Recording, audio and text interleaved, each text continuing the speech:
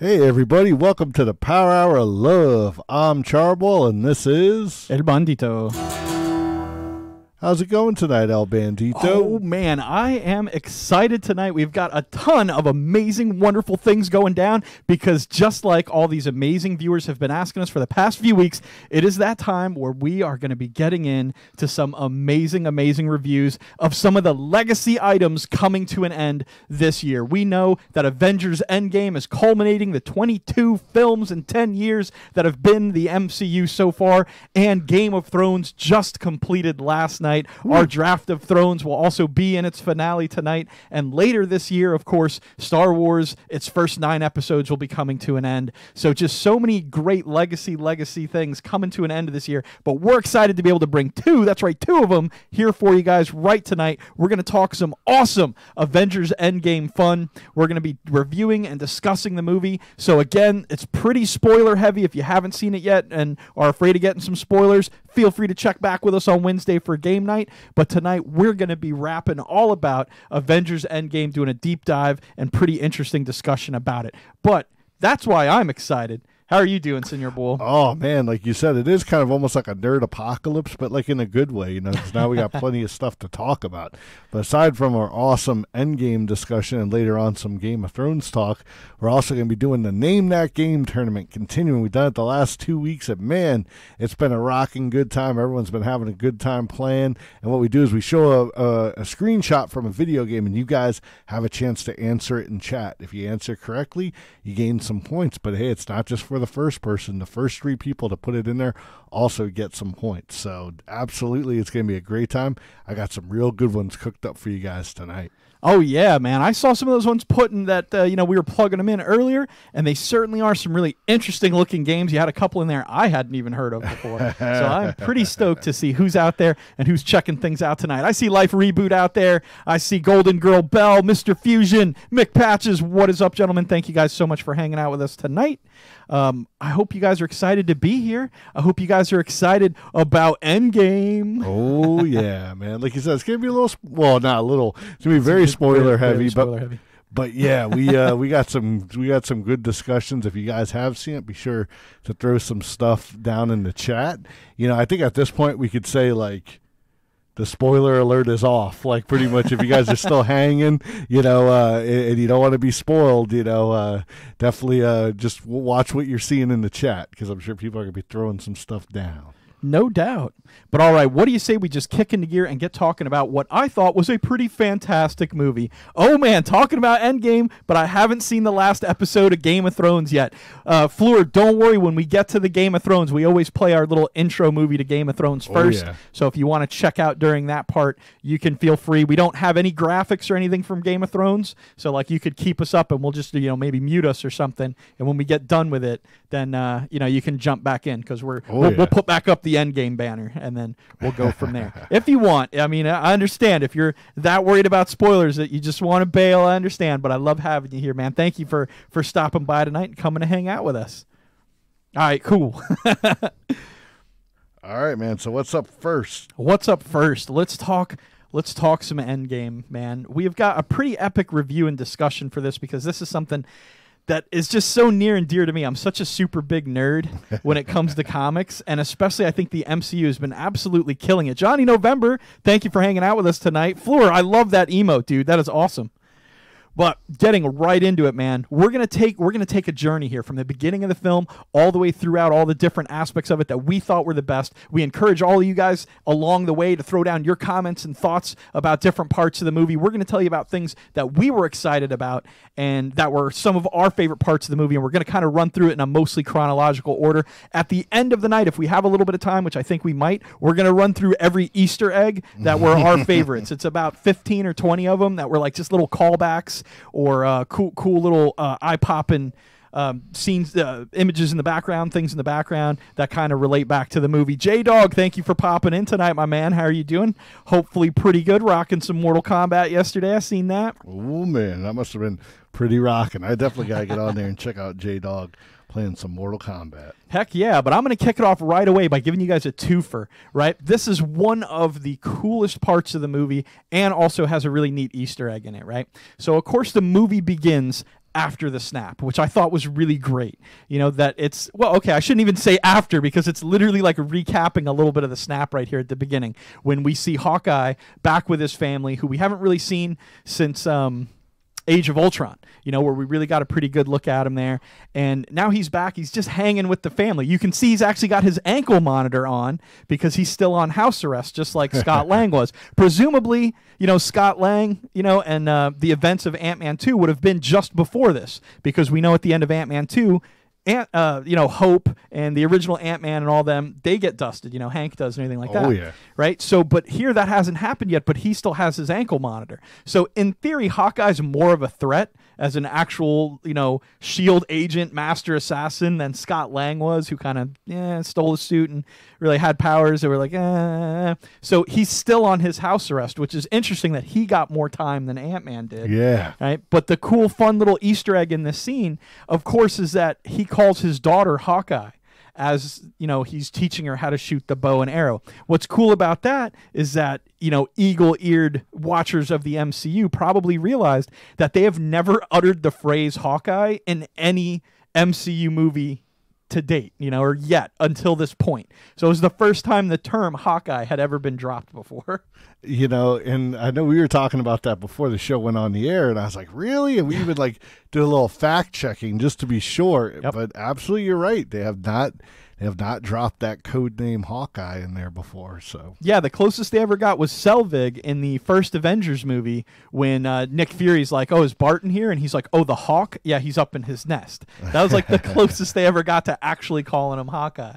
So it's pretty cool. But yeah, that was a fun little bit in the beginning of the movie. Really good way to kind of suck you right back in to all of the kind of devastation and bad feelings you had at the end of Infinity War when the big snap happened, you know? Oh, yeah.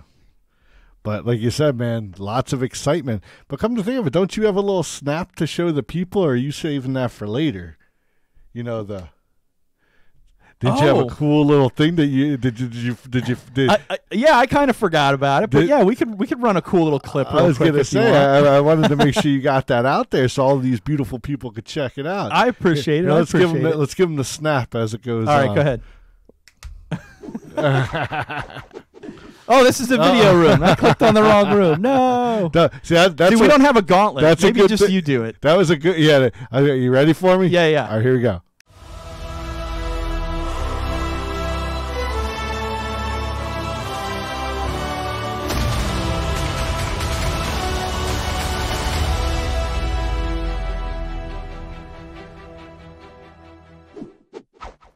Yeah, thanks for the reminder. You know, I take hours and hours to make a cool graphic for the show. Forget to even play it. No big deal. Hey, man, like I told you earlier, I got you back. No, I appreciate it, man. I know I sat there and I was like, wait a minute, we were jumping in, which I definitely I'm glad, because, you know, we definitely want to get in because we have so much to talk about with the movie, but I definitely wanted to make sure the beautiful people saw that awesome video. Oh, thanks. Plus, I got to do a snap. I won't do it again, though. We'll save the snap. Maybe we'll do it later, because we'll jump to the newsroom and stuff later.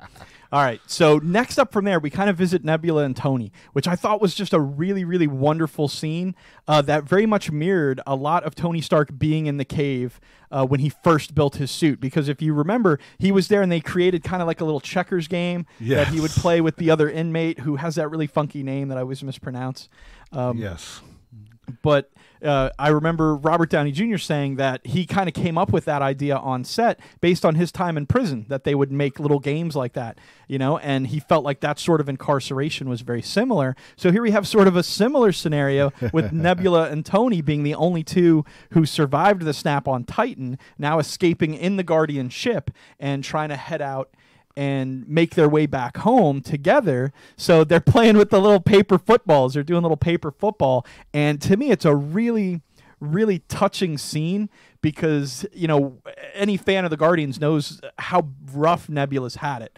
You know, the one time she mentions that, you know, every time she lost a battle, Thanos would replace a part of her with something mechanical to try to make her better. Like, that's so messed up, you know? Oh, totally, man. You know, and like you said, that scene where he's like kind of teaching her how to play, and, you know, you can tell she's like, no, I want to play again. You know? Yeah, like she's kind of warming up to it. She's kind of having fun. And like one of the best scenes, and it's so subtle and it's so beautifully done, is when Tony has the last little scraps of food and he's trying to hand it to Nebula, and she's just like, no, dude, come on. You're like dropping dead right in front of me. Like I'm an alien with superior, metabolism, whatever. And she's like, you just eat it, man. And he really did. He was looking rough down there. Tony Stark built this in a cave with a box of scraps. Well, I'm not Tony Stark. Well, Nebula, she probably drank some motor oil earlier, and then she's probably all good. Yeah, she's probably rock and roll. No, she seems tough as nails, though, man. Yeah. I mean, Tony seems so emaciated by the end of their 22-day journey, and she just seems right as rain, like good as ever. So I'm sure a lot of those implants and just her general physiology is probably a lot better than a Terran's, Yep. So it's interesting when like they're kind of right about ready to drop dead, and boom, who shows up to save them? None other than not Captain America. Hang on, no, not there. All right, I don't have a slide for it. We'll get back to it later. Captain Marvel shows up, right, and she shows up there, and there's kind of that little coda scene at the end of her film that shows Captain Marvel returning to Earth from the pager that Fury had sent at the end of Infinity War. And then all of a sudden, she's just out here in space. And there's been a lot of back and forth, which is why I wanted to bring this scene up about, like, well, how did Captain Marvel know to find them or whatever? So we're supposed to assume, watching the film, right, that part that we saw the coda at the end of Captain Marvel is a scene that actually happened. Yes. By the time we've got to Infinity War, that's already happened. That's in the past. And, Rocket is there on Earth with them.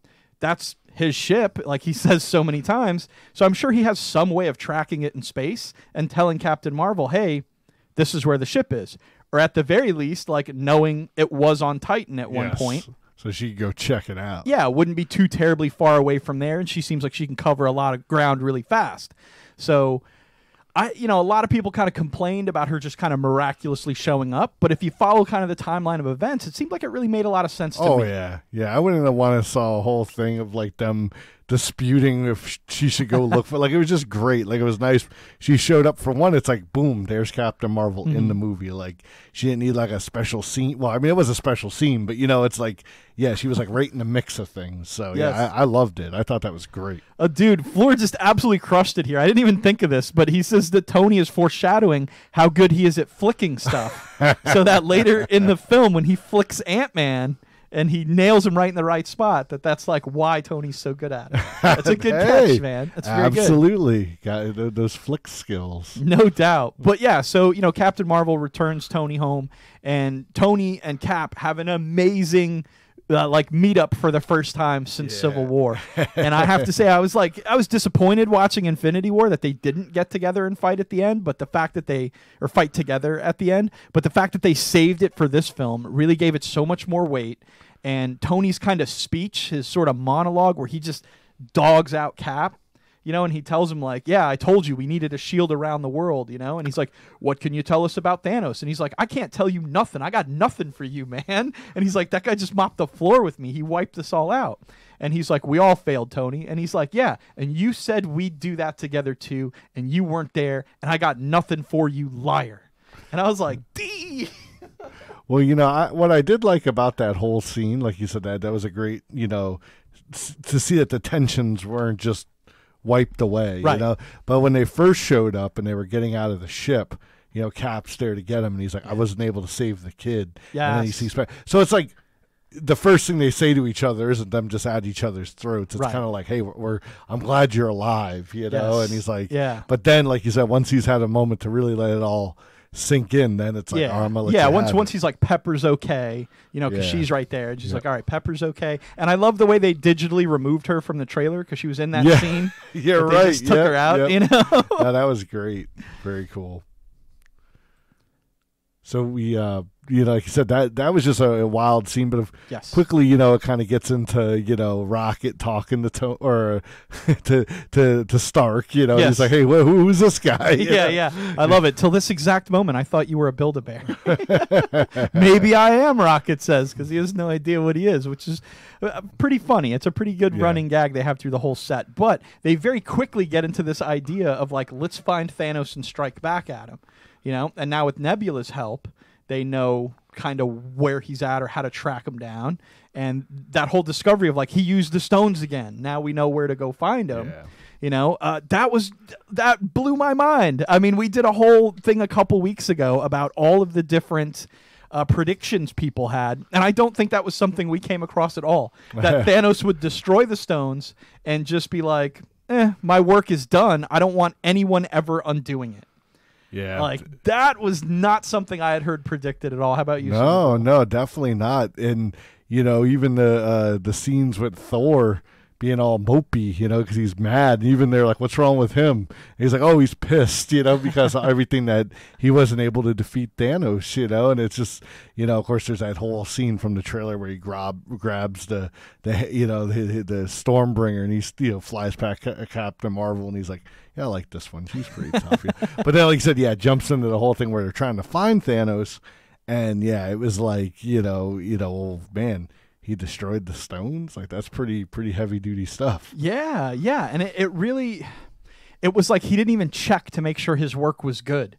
Like, he was just getting rid of them so that people couldn't undo what he did because he realized people were trying to, And I think that was interesting because, again, he was trying to leave a legacy of some kind, So that really, to me, changed a lot of perspective on his character and what he was trying to do. And it became less about balancing the universe and more about him leaving a legacy at that point, which was interesting to me. A little bit of a change, but maybe he mellowed out. He was kind of on this planet by himself, whatever.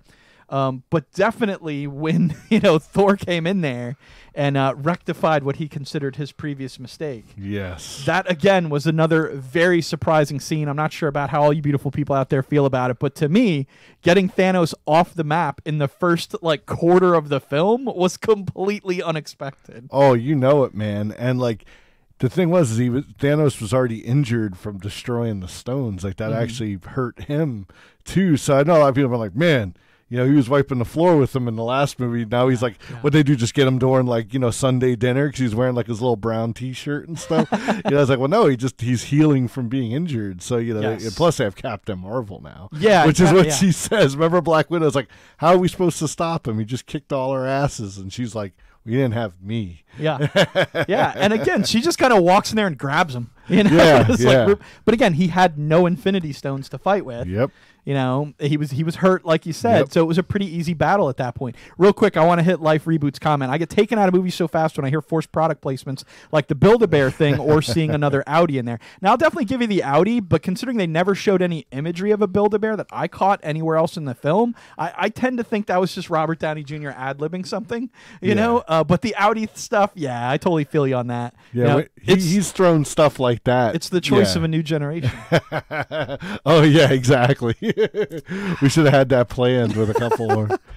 Sometimes people just do stuff because they make money. I think it's really sad. But one thing I have to say that I think is, again, another kind of huge nitpicky gripe that people have on the internet is about Thanos destroying the stones, right? Because later in the film, and we'll get there and we'll cover it in a little bit, but later in the film, the Ancient One is describing the role that the stones have within the multiverse, and that removing the stone from reality would unravel it and kind of destroy it because you need all the elements to it. But if you really think about it, right, I'm fairly certain that the stones are smart enough, considering the Soul Stone in comics is considered to have an intellect of its own. But it seems like the stones would know to, it works like a genie, right? So if you're wishing for something, it's going to make it happen for you, but it's going to have to do it in a way that's feasible. So it can't as much destroy itself as much as make it into something else that's not stones that people can wield. So that's sort of my own personal assumption, was that he would destroy the stones and they would turn back into sort of base elements or powers or abilities, or maybe something completely different, and it may be something that we see in this Eternals movie coming out next year or the year after, whatever that is. But again, I don't think the stones themselves could completely erase their purpose.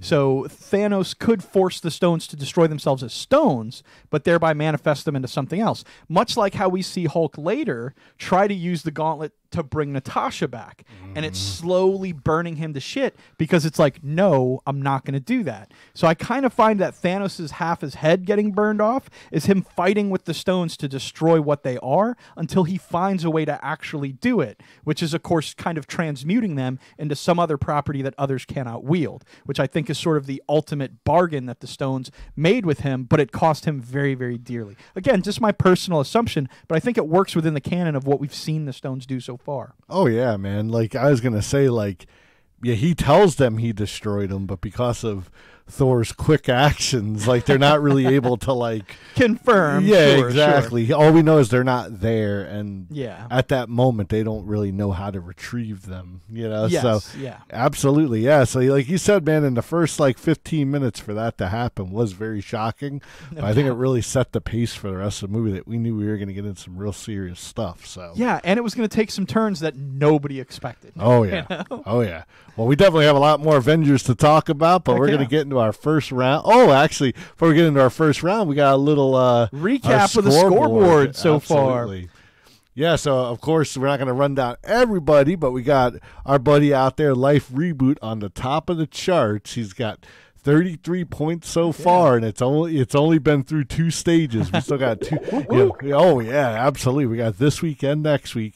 So you guys out there might just be joining us this week, or if you're like, oh man, I gotta get some more points, don't worry, we've got plenty coming at you tonight, and then next week we're gonna have a couple extra too, just to kind of give you guys a fighting chance. But yeah, definitely. So we have Life on the top. Who's next? You got Carmilla. Absolutely. Carmilla's hanging out there with 20 points. And then we got Mr. Fusion with 11 points. So, and we guys can kind of see some of the other beautiful people are all in there, man, with some points scattered around. Don't worry if you only got a couple right now. Like we said, we're going to throw another chance for you guys to win some right now. Absolutely, guys. So it's time to name that game. And you know what? We actually did get an amazing clip from someone, right? Oh. And we're gonna rock it right now. Let's do it. I didn't even know about this. All right, here we go. Let's hear it. Name that game. All right, I love it. That's awesome. That comes courtesy of Samio1000 out there. I'm gonna give him a shout out down here in the chat. Absolutely dynamite bass player and musician. So he threw that our way. I thought after that was, last week's I episode. thought that was freaking Thor doing that, man. That was awesome. No, thank you so much, Samio. All right. But now it's time. Now it's time to name that game, guys. So, of course, we're going to show up a single still image of a very popular or existing video game. And it's up to you guys to name it as fast as you can. So name that game. Yeah. Going to make it a little bigger for y'all. All right. So look at this guy. This guy kind of looks like Hellboy to me. This is like our old Hellboy game. Well, man, you just never know. This game came out probably like midway through the Xbox 360, PlayStation 3's careers. Like they were kind of, people are already talking about the next gen, but, the one system that came out that everyone was like, wow. The Wii was something totally different, and this game was an exclusive on the Wii. And as you can see, it's very much in the style of like Sin City. It was all black and white except for like the blood and a few other, choice colors. Nice. But it definitely wasn't related to Sin City. It was its own entity, but it definitely was in that same vein. All right. So if you guys can name this game, go ahead and give it a shot. Now, for this game being on the Wii, it definitely didn't pull no punches. Like, I remember throwing people into fans and hitting them with chainsaws and stuff. Like, everyone thinks, oh, Nintendo, that's the family system. Well, while that used to be the case back in the day, now Nintendo's like, yeah, we got some adult stuff too. So this game definitely fell into this category. The one thing I would say I didn't like about the game is you did, versus just being able to use a regular controller, you had to do all the nunchuck and, Wii movements, which, I don't know, I always ended up throwing those dang things somewhere. I'm lucky I didn't hit my TV. They saw those videos of people doing it. Yeah, I don't know. Maybe that's me being lazy, but I felt like those games were just too much work. I just want to play a game. I just want to have something in my hand. I just want to lay down on the couch. Yeah, I don't want to be jumping around doing all that. I know. I think that's why a lot of those other motion things kind of went down. I mean, yeah. I know people still enjoy the VR and stuff because it really immerses you in the whole thing. But yeah, like same thing, like you said, it was just so much action. I know that sounds really lazy, but well, I don't know. I think this one's a stumper out there. I don't see anyone even taking any guesses at it. Well, here, hold on. Let's give them one more minute. I'm gonna say this game came out about 10 years ago. So, Oh man, Life says, I promise I gave others a chance to buzz in and catch up, but bam, here's the right answer. let's hear. Did he get it? He did. Oh man, And Mr. Fusion J-Dog coming in strong right behind him. This absolutely is a mad, mad world. That's awesome, man. I love that. Life a few weeks ago was like, oh man, if it's anything after the year 2000, you guys might have me stumped, man. But man, he is definitely an action-packed gamer out there, man. So no, I absolutely, Life. Thank you so much for giving everybody a fighting chance. But definitely, man, you keeping in that lead there. But like we said, people are throwing down the title too because they're going to get some points as well. So we're going to have some more Name That Game in a little bit. But let's jump back into Avengers, and yeah, we'll have an awesome time there too. You got it. All right, so jumping back in, we're jumping 5 years into the future. That's right, man. They spend a little bit of time at the very beginning just kind of showing everyone kind of licking their wounds after the battle, Yes. and then very quickly make this 5-year jump and spend a really good chunk of change here telling you what everyone's been up to, and I really liked that. Like a lot of times they throw a 5-year jump at you or whatever, and the world is drastically changed and everything is totally crazy, but this has kind of a good reason for everything to be totally crazy, and while it never actually showcases a lot of the extremely crazy things that should be happening, it does spend a lot of time showing us the kind of hurt and the drama that the characters, that the heavy hitters are going through. Oh, you know it, man. Like, honestly, like, you know, taking out Thanos in that first 15 minutes was surprising to me, but I felt this was like the first big drop. It's like, because, you know, when you saw, I remember we've been talking about Black Widow's hairstyles. Yes. Like, how many different hairstyles is this lady going to go through in this movie? But this makes perfect sense that it's 5 years later, so that pretty red hair's like kind of growing in again over there. She has little blonde tips. I'm sure. Mod Squad, what is up? Thank you for joining us. Woo! She's hot, no doubt, dude. Scarlett Johansson's not that much younger than me either, and she just looks amazing. I feel terrible. I found out Captain America's a year older than me. Like, man, that makes me feel awful. That guy looks amazing. Hey, man. Hey, well, maybe we'll get you a little bit of super serum, man. That's a good point. Hey, the actor doesn't have any super serum. You know. He does. It's called money. I was going to say, yeah. It may not be blue. It's green. No doubt. No doubt. But Scott Lang shows up, of course, Yes. out of the storage unit where his van, or actually, what's his friend's name? The Hispanic guy. Oh, I know it's Michael Carlos. Pena. Or, It's not Carlos. Oh my God! This is like one of my favorite characters. I love this guy. And I can't think of his freaking name. Dude, oh man! Hopefully the Legion can help us on that. What is his buddy's name? Lewis. Lewis, yes. Gosh, I had to dig in there. You did, man. You had to dig back in that old noodle right there. What's funny is he wasn't in the movie, so it's yeah, like, I bet you he got his ass dusted because that was his van. Yes, yes. So, like, all right, so the van gets impounded, and they show that a rat crawls across the keyboard out there. Mod Squad, by the way, spoilers for Endgame, in case you didn't notice the banners or anything. Hope you've seen the movie. But yeah, so this little rat runs across the control panel there and releases him out of the quantum realm. Yes. You know, but here's the funny thing. There's been a lot of people posting online that like, hey, that was the only one time that the rat walked across there in the whole 14 million variations that, you know, Strange saw the future, so that is why this is the one time that worked. And I'm going to completely debunk that based on what I told you guys in the predictions. Remember a few weeks ago I mentioned how the time stone actually works. If you use it to look into the future, much like the ancient one said, you can't see past the time of your own death. Yes. So the only way that Stephen Strange gets to see an outcome in which the Avengers succeed is an outcome in which he lives. Right? So since he was going to get snapped in 10 seconds, the 14 million possibilities he saw all had to include him coming back to life further than 15 seconds from now, you know? Yes. So some of those invariably had to have been him alive on the other side of the portal and other things going wrong. Namely, did he not recruit enough people? Look at how many people he brings in at the end of the film. Oh, yeah. You know, what did someone else have a hard time getting there? You know, there's so many other factors that could have went involved, you know? So I just really don't like the theory that that's the one time the rat walked across the console. And I think just Doctor Strange's description of how the time stone works is enough to debunk that kind of silly theory to me. So, well, definitely, you know, like you said, just that whole, I thought it was cool because, you know, at the same time, we're like, well, how's he going to get out of there? Yeah. You know, like we thought maybe like Captain Marvel or someone was gonna have to go get him, or something was gonna happen, you know. But it just by happenstance, like I said, thinking, yep, he's out. And then, but it was cool is that then he had to go, and he met up with his daughter, who's now like a young adult. Yeah, you know? 5 years older than the last time he saw her. That's pretty jarring. And they have a really great scene together that I think is written very well. I like it. And then he shows at that point. Does he show up at Avengers Tower, or is that a little further down? That's a little bit later, but not much later. One thing I do want to mention is there's another fun Easter egg in that scene when he's leaving the storage unit. The storage unit is actually labeled 616, which comic book fans will recognize. That's the designation for the Prime Marvel Universe. Yes. So the base universe that would have been the one that's existed in our universe since 1963 is considered Earth 616. So that's kind of a cool little nod. You know? Absolutely, I totally missed that, but that's neat. That's a cool little thing. I like that thing's called X-Con. Like that's the name of their business.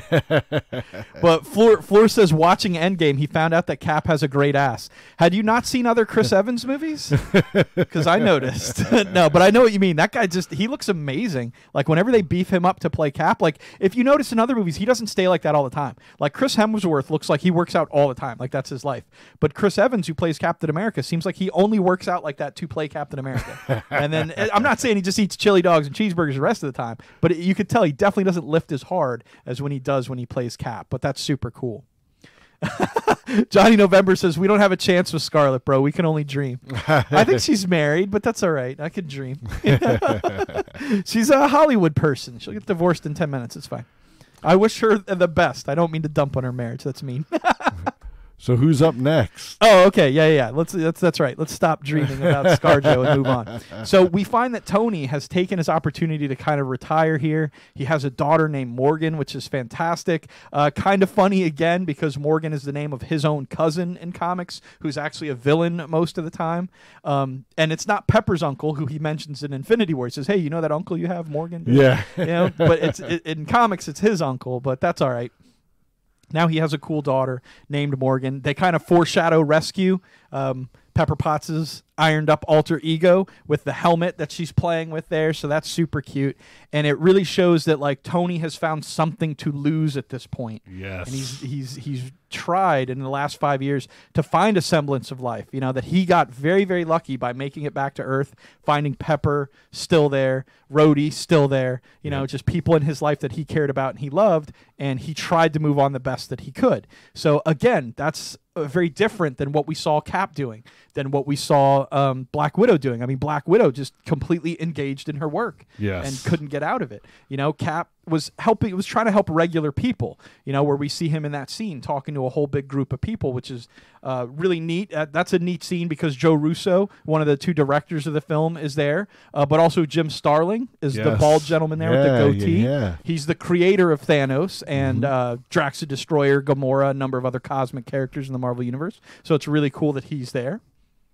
Absolutely, man. Like you said, just seeing them deal with those things individually was very wild. But then, like you said, like I mean, if you know, losing Pepper would be enough, you know, to make Stark be like, no deal. But you know, now that he has a daughter, you know, like you say, he's trying to find that extra semblance of a normal life. Yeah, and he has found it. He's achieved it. It's real for him. You know, so Floor says he actually met Chris Hemsworth last year. The guy was super charismatic, and he got a selfie with him. That's awesome, man. That is super cool. He seems like a cool dude. Yeah, I had a friend of mine who lived up in Boston, and she went out with her family to a restaurant that Chris Evans went to. And it turned out it was Chris Evans' friend owned the restaurant. So she sent us a bunch of pictures of her with Captain America there. And he was like, we'd just take pictures of people because it was his buddy's restaurant. And he knew it would bring people in. That's so cool. He would just hang out there and take pictures. So yeah, cool guy, man. I think they did an excellent job of casting really earnest, really cool people in these roles. You know, they've been very, very smart about how they vet the actors that they choose for these. Oh, wait, Ernest was in this? I must have missed that kid. No, I'm just kidding. You know what I mean, Vern? But no, absolutely, man. Very cool. I love this image I found in some tweet. It's so good. So the idea of time travel and Tony figuring it out. Yes. You know? So, of course, Scott Lang shows up, and he's talking a whole bunch about how it only was 5 hours for him in the quantum realm, but 5 years had passed everywhere else. And he heard Hank Pym talking a lot about these time fissures and things like this. And is there a way that they could use that to travel through time and correct the mistakes of what happened. Now, this is the huge debate going on, is how the time travel works in this film. Because some people love it, some people hate it. It's very, very different than almost any other time travel stories I've ever seen. I very much personally like the idea of you being unable to change your own past, but being able to move into an alternate reality and change that past, or like they do, literally steal something from their time to help their timeline and then go and return it later. I think literally right after they had taken it, so it's almost there's no time to. Yeah, there'd be no gap in whatever was taken. Now, obviously, they're going to have some ramifications in that alternate universe just by being there. Oh, they're breathing air, leaving diseases there that they didn't have before. Yeah. But you know what? That's kind of an acceptable risk when you're only talking about 6 or 7 years.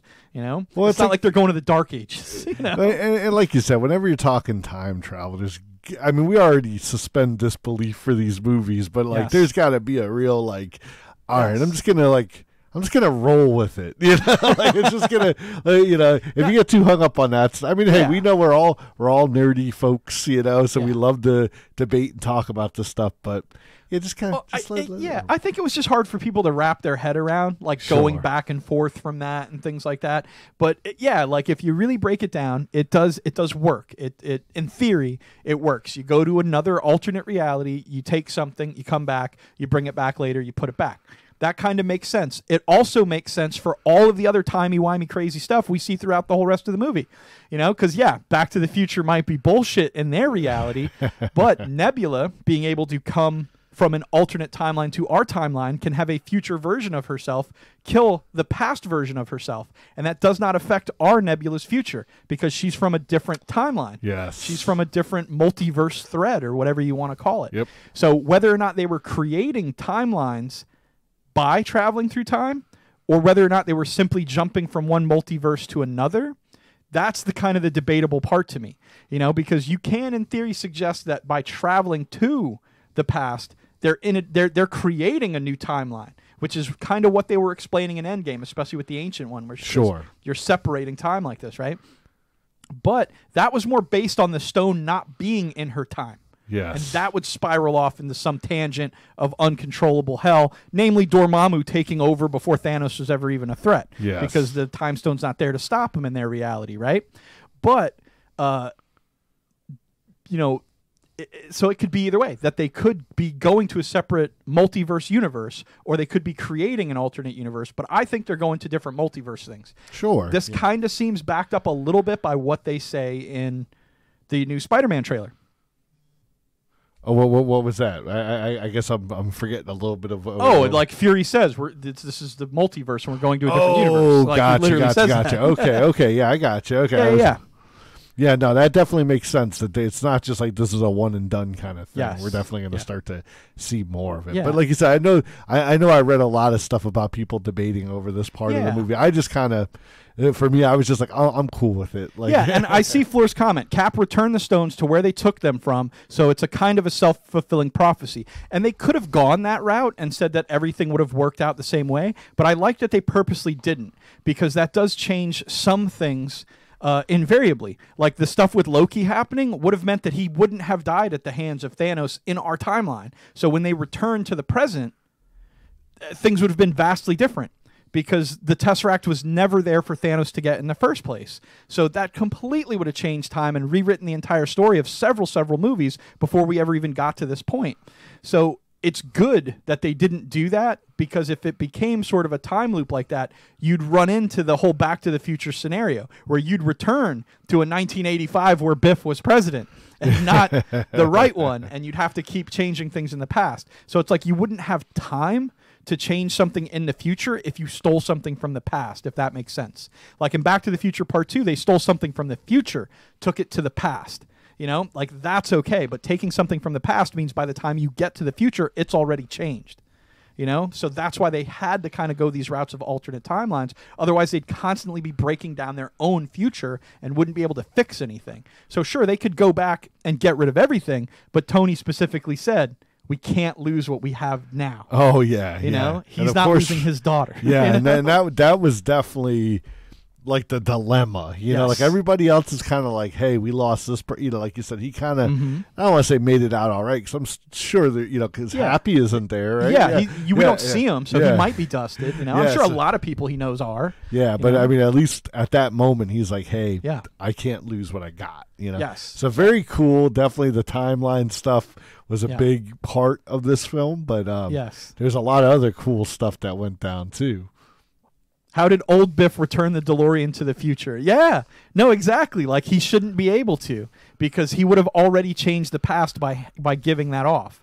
You know, by handing that off to young Biff, he changed the alternate 1985, but he went back to his 2015.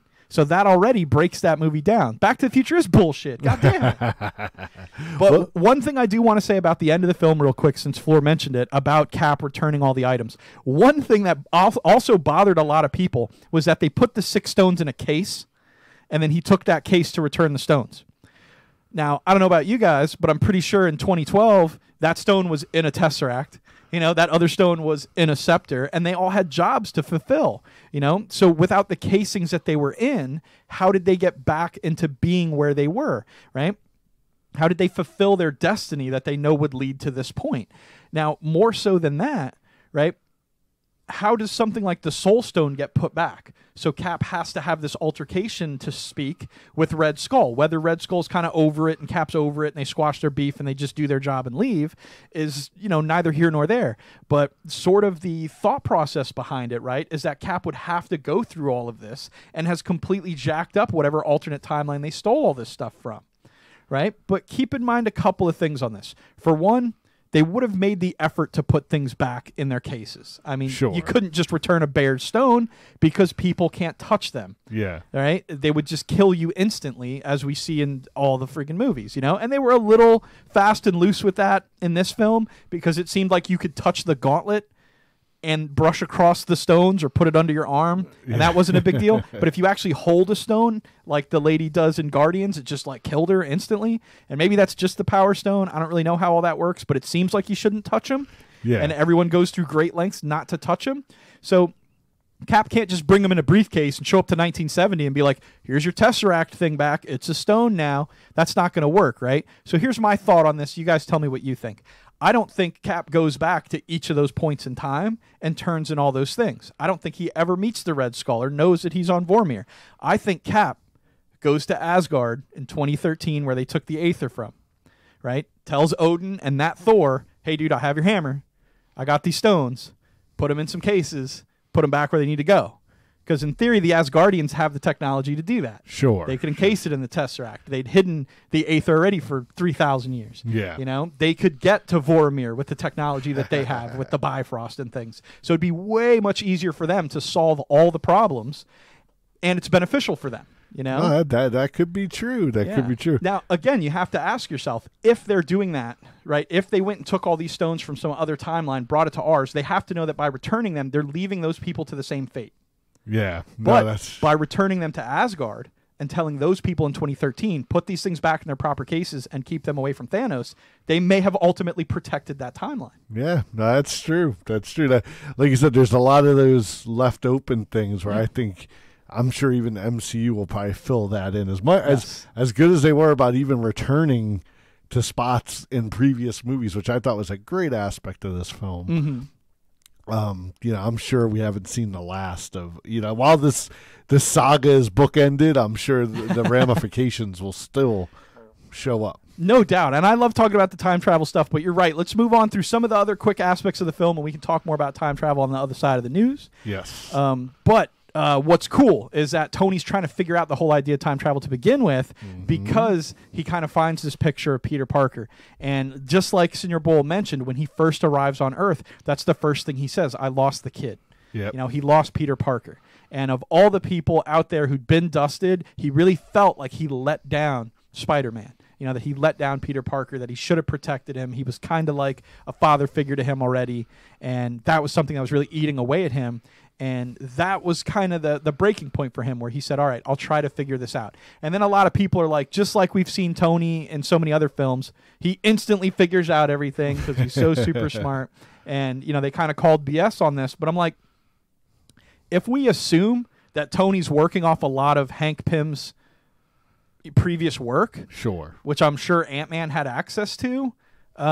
Is it really that far-fetched that they didn't have some idea of how to navigate the quantum realm, especially after whatever few weeks or whatnot they had with Janet Van Dyne being back from the quantum realm? She could have had a lot of info that just hadn't been sifted through yet, you know? So they don't really give us a clear timeline of how long Stark spent working on this. It may seem very fast in the film, but it could have been several weeks or several months. Absolutely, man. No, like I said, once again, it was one of those things where it's like it just moves the storyline. It's like because Yes. he's already a genius. Yeah. You know, that's why they went to him to say, "Hey, if there's anyone else that could figure this out, it would be Stark." So it's like, boom, he's got it. And first thing he does is he tells Pepper, because he's like, "Well, I figured it out," because you can tell he's almost like, "Should I do this?" And she's totally like, "Yeah, man, you gotta, you can't just be us being happy." Like, Yeah, exactly. And I love how she says, the great failure of my life has been trying to stop you. Yes. Like she knows he's not going to sleep, just like he couldn't sleep after New York because he knew the end game was coming. He had seen Yep. it. And he knew that all this bad stuff was going to happen. So he's always trying to prepare for the worst. He's always trying to do the best. And he wasn't going to be able to stop. Fleur wants to know, he says, the thing is, if Cap chooses to stay with Peggy, then how is he frozen and woken up in the present? All right, so real quick, instead of waiting till the very end of this segment, I'll hit this question for you since you asked. So this is my thought on it. Cap returns those stones and the hammer to Asgard, like I mentioned. He goes directly from there back to 1947-ish, after he's already frozen in the ice in that timeline, right? We see him back then at the end of the film in a very great homage, great callback, great wrap-up for Cap, that he's dancing with Peggy in a very residential, cool-looking house. I don't think he stopped being Captain America. I don't want to believe that. I don't want him to have gone the Christian Bale Batman route. I believe that he went back to their times, 1947, right, and lived his life as Captain America through the ages. And in doing so, he had no impact on our timeline anymore. This was all him living his life in the past, right? When it got to the point where he wanted to come back to the Prime Universe, a lot of people are also like, well, dude, he didn't come back through the portal. He just appeared on that bench over there. So we're supposed to assume that he lived his life in our world and grew old here. But I don't think that's the case. I think they've explained to us enough about alternate timelines that as a 100-year-old person, Cap has survived long enough that Stark has created time travel in that alternate reality. And in doing so, he could send Cap to the Prime Universe without the need of a pad or a return thing or anything like that. So I think he made that trip as a 100-year-old man, bringing a new shield that he had Wakanda make for him in the alternate timeline, and he brought that with him. And the new Cap has now woken up in their timeline and is there to do all the things that Cap needs to do. So he doesn't need to be there anymore. And Peggy's passed away, so he came home. And again, that's my thought and my theory on how that all works out. And again, I think it makes sense with the details that they've given us on how they are using time travel. So let me know what you think about that.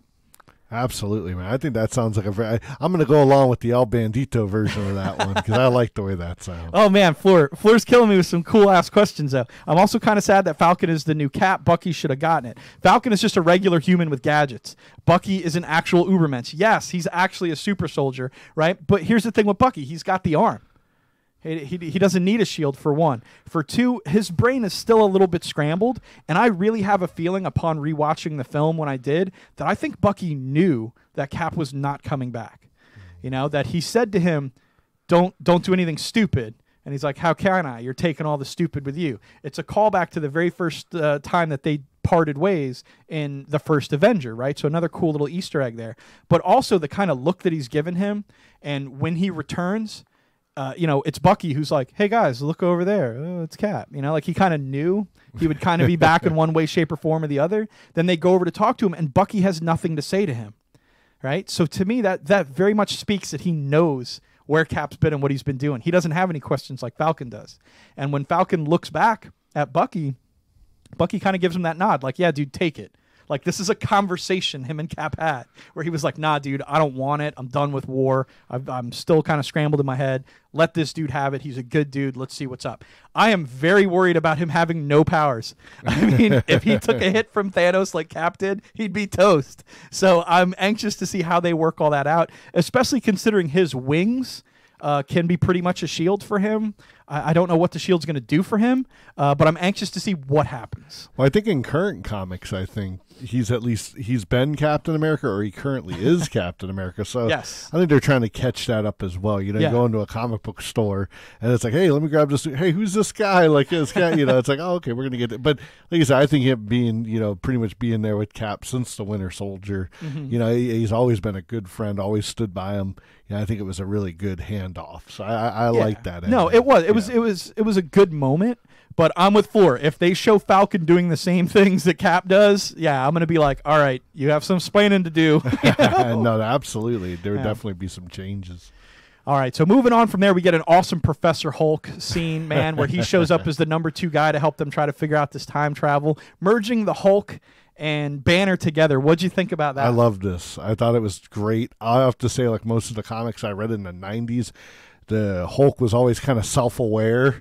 You know, he was like this had already happened in the comics where he wouldn't even turn back into Bruce Banner. He would just walk around as the Hulk. Yeah. And he, you know, spoke, you know, fine. Yeah, and he was normal. he could still do equations and everything. And so he had the smarts of Banner and the strengths of the Hulk. And that's what I remember. And I was like, I hope eventually they get there. And they've always kind of like advanced him, you know, like even in, you know, Thor Ragnarok. But this definitely hit the nail on the head. And I know a lot of folks I talked to too said like, wow, that was so cool. He looked really good too. Yeah. Like, you know, he looked like Mark Ruffalo. Yeah. Yeah, that was so good, man. Yeah. Great CGI, great animation. I thought it was a good progression for Hulk, a good kind of culmination of his story.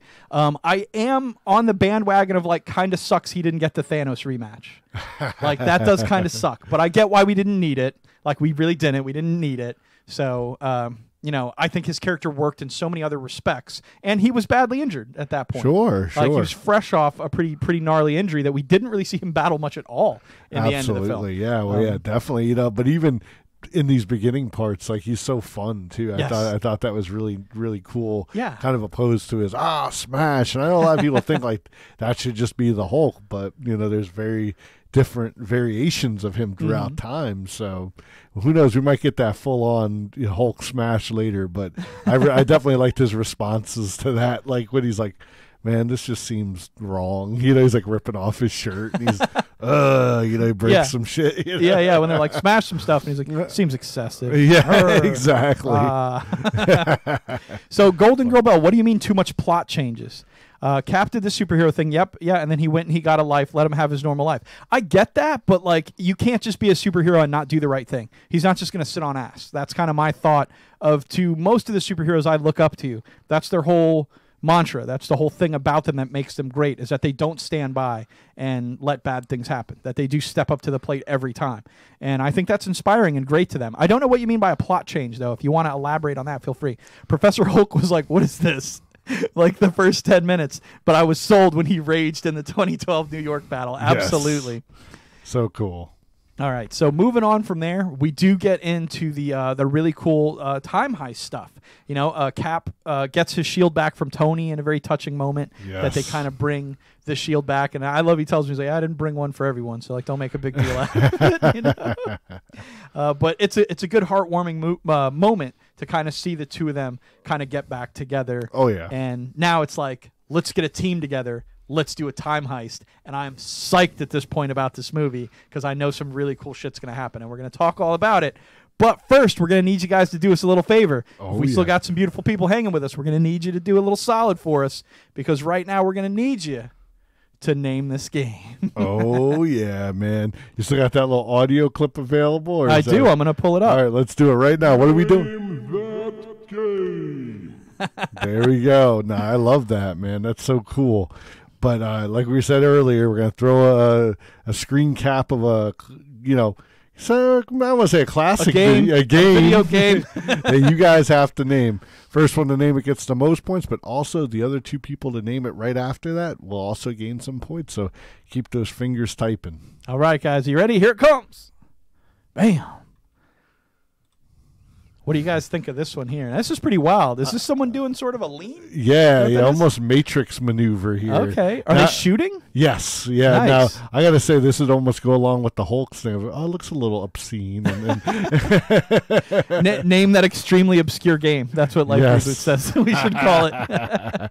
Hey, we try to make it at least a little difficult for you guys. But, it's funny, the earlier game that Life did name, Mad World, that was released in 2009. This game was also released in 2009. So we got about 10 years on that. So I guess it kind of almost qualifies as classic. But I think classic has to be at least 15 years nowadays. Okay. At least for cars, I think that's the thing. Absolutely, man. So, this I remember seeing the trailers for this game. Just Dance, J-Dog. And I was so excited that this game was coming because it looked like almost like a Tarantino film. Now, is it based on a movie or anything? No, it's also just like almost like Mad World, where it was like very Sin City like. Okay. This particular game was very Tarantino like, especially when I'm saying more like Kill Bill Tarantino. There was actually a power up that you got in the game that would have you go into like, remember Kill Bill? It's like doo doo. Yeah, she kind of like goes crazy like. In this game, you kind of got to do that with a sword or with your guns. Nice. So, yeah, it was pretty wild, but it wasn't. It was very repetitive. Didn't get a lot of good scores, so there was definitely never a sequel. But like I said, this one, if you did play it, you at least would remember it. Well, what system was it on? I'm pretty sure it was on the it was on the Xbox 360 and the PlayStation 3. Ah, nice. Okay. Another little hint, it was put out by one of our favorite studios, Bethesda. No doubt. Huh? Well, okay. I guess they published it. Another company made it. They quickly, kind of scooted that one into the. Okay. It's sitting somewhere next to Fallout 76 right now. Oh, man. So what's the objective of this game? Kill looks like everybody. Kill everything. Are they zombies? No. They, it's you're fighting like against like Yakuza and like other kind of like, gangs and stuff like that. But I'm pretty sure like there was like a friend that had a daughter who was kidnapped, and you were going on that. I almost don't want to say the actual objective because it would give a little bit of the give it away at this point. We have like one guess. Okay. All right. Well.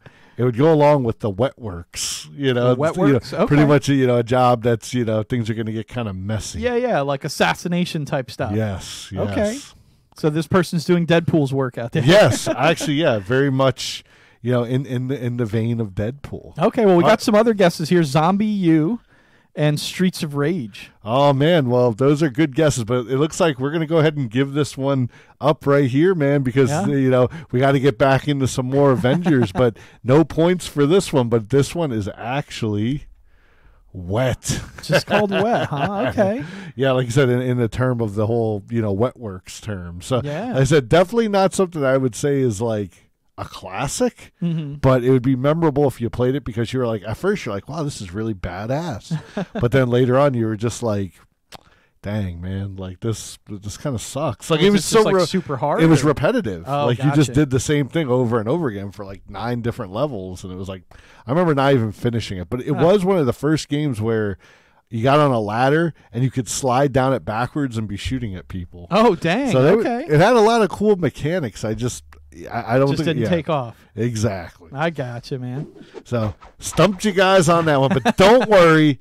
We got some easier ones coming at you real soon. No doubt, man. All right, but we're getting into the actual time heist now, which is a super ton of fun. Of course, they have to get their team together, and the first thing they do is go and track down Hawkeye, who's taken on his comic book persona of Ronin, which is really cool. There's a great Easter egg here where he names the Yakuza character, who's actually a character out of comics, so that's a super ton of fun. But it's great seeing, again, a different dynamic of a character who lost his family during the snap and has kind of taken it on himself that like there's a lot of guilty people out here who didn't get snapped who he thinks deserve to be punished. So he's going out and just taking people out ruthless style. And you have to imagine so much of government's broken down at this point. There has to be all sorts of chaos and things going down. And he's just out there making sure that bad guys don't take over by just ripping through people. So pretty sinister stuff, but a super ton of fun. Now, is this an arc in the comics? Like you mentioned Ronin. Is that yes. He actually did this? Okay, I wasn't aware of that. Yeah, it wasn't wasn't related to Infinity War stuff. It was related more to Civil War, like after Civil War. Okay. Sometime after, he ends up I think, don't quote me on this because it's been a long time since I read it, but I know in the new Avengers series, he had already taken the mantle of Ronin by then. Okay. You know? So I'm having a hard time remembering exactly, but I know it had to do with him and Daredevil and Echo, and they were all kind of doing shit in Japan. Well, I love when they stick to source, or they at least try to pay homage to it. So I think that's pretty cool. No, yeah, definitely. All right, from there, we go and again find another character who's had a completely different sort of take on the whole series of events. Thor, of course, who has lost like everything, had half the people he knew when he was growing up killed right in front of him, massacred by Thanos. He came back seeking vengeance. He saw that Neverdelir was destroyed and Asgard was supposed to protect it. That he knows personally about at least 9 other worlds that are savagely destroyed the same way that Earth is during the snap, and that he was so close to preventing it, but failed. He missed the mark, and he really takes this super hard, even after killing Thanos, but realizing there's no way to fix his mistake. He kind of falls into this like sort of I don't give a shit attitude, that his failure dominates him. I'd say a sort of depression of sorts where he's just playing Fortnite and hanging out, drinking beer all day. And it's played up a lot for comedy throughout the film, which I think is good and bad. Like, it's good levity to the film. It's a little bit sad because it is something so weighty that people should be dealing with and talking about, Sure. So it's kind of funny. But it's a great dynamic. I love how they call him Lebowski sometimes. Oh, yeah. Things like that. Eric G., thanks for joining us, Thor, a.k.a. the dude. Well, one thing I'll say is I know a couple big Thor fans, and they absolutely hated this aspect of the movie. But not so much that they didn't understand why he was doing it. It's just that they thought that the level that he'd gotten to, that in the past, it seemed very out of character for him. But at the same time, Thor's still a very powerful character, so to kind of put him on the bench, is a good thing at this point in the film. It's a redemption thing too. He's got to get that. He's got to get his oomph back. Yeah, but what's cool is it shows that no one's beyond absolutely emotional issues. Yep. And he's really taking it hard, and it shows through that he's kind of given up. That he doesn't know where to go from here. He doesn't know how to be a ruler of a people that are refugees. That wasn't what. Was his expectation, Absolutely. So I think that's really interesting. It's just a really cool dynamic. There's another fantastic Easter egg here where they first walk in and, Professor Hulk and Rocket have come to talk to Thor, and they're like, hey, we have a problem. And he says, cable problem? And they're like, no, Thanos problem. Right? That's right. Yep. Now, what's cool about it is like, he is talking about his cable and his TV channel and stuff like that, but Josh Brolin just got done playing cable. Oh. So is it a cable problem? No, it's a Thanos problem, So it's kind of double entendre, a little bit of fun right there. And I do love the memes floating around in speculation that Noob Master 69 actually is Loki, which I think would be really cool. But again, Loki having stolen the Tesseract in an alternate timeline means that he lives on in an alternate timeline. It is not beyond Loki to cross timelines, though, and travel the multiverse. So hopefully that is something that will get these guys together in the future. How can I finally say, or now I can finally say I have a body like Thor? Me too. Yes. I love it. Super psyched. Exactly. All right. So the time heist breakdown, right? So we've got 4 teams and 6 stones. 2012 is the Avengers, original Avengers film. 2014, they're going to Morag, right, to recover the Power Stone, where they're going to meet up with Star-Lord. 2013, they're going to Asgard to get the Reality Stone, and 2014 they're going to Vormir to get the Soul Stone, and they've got their team set up and they're going through that. So real quick, we're going to talk just about some of the highlights of each of those 4 little encounters, and then we're going to jump into some fun news. Oh yeah. All right, so first up, the Hulk and the Ancient One, right? They engage in some time travel works, right? And despite the harshest critics of how the stones keep the world in line and how destroying the stones would erect everything, I think this all makes a super ton of sense. Like I mentioned earlier, I think it works out really well where they can return the stones to the right part, and that the stones were tearing Thanos apart, trying to find a solution for how they can exist and not exist at the same time, because they're necessary for the universe to function. Absolutely. I was just happy to see the Ancient One again. Anyone who's seen Doctor Strange, it's like, oh man, I guess she's out of the picture, you know. But no, this was very cool. What's cool is it makes you realize that Strange could kick Hulk's ass. Yeah, that's a good point. I didn't even think about It that. makes me wonder why Strange didn't try that shit on Thanos. Just give him that 5-finger death punch. Yeah, it just flies out his body. Yeah, his soul. But I love the fact, like, a lot of people also were like, well, how does the Ancient One know who Strange is? In her movie, she doesn't want to teach him and stuff like that. Dude, she says in that movie that she looks to her own future all the time. But you still have to play the part. You can't go changing your future, man. You'll ruin stuff, you know? So, again, I think a lot of it makes sense. And then, again, people were saying, like, you can't hold an Infinity Stone. How is she holding an Infinity Stone? She's not. She's using magic. Her fingers aren't touching it. You know. So again, this is kind of like the naysayer thing of like me just shutting down internet peoples who have snarky comments about this stuff. So next up, we're talking also in 2012. They're trying to get the Tesseract, right? The Power Stone. Fantastic.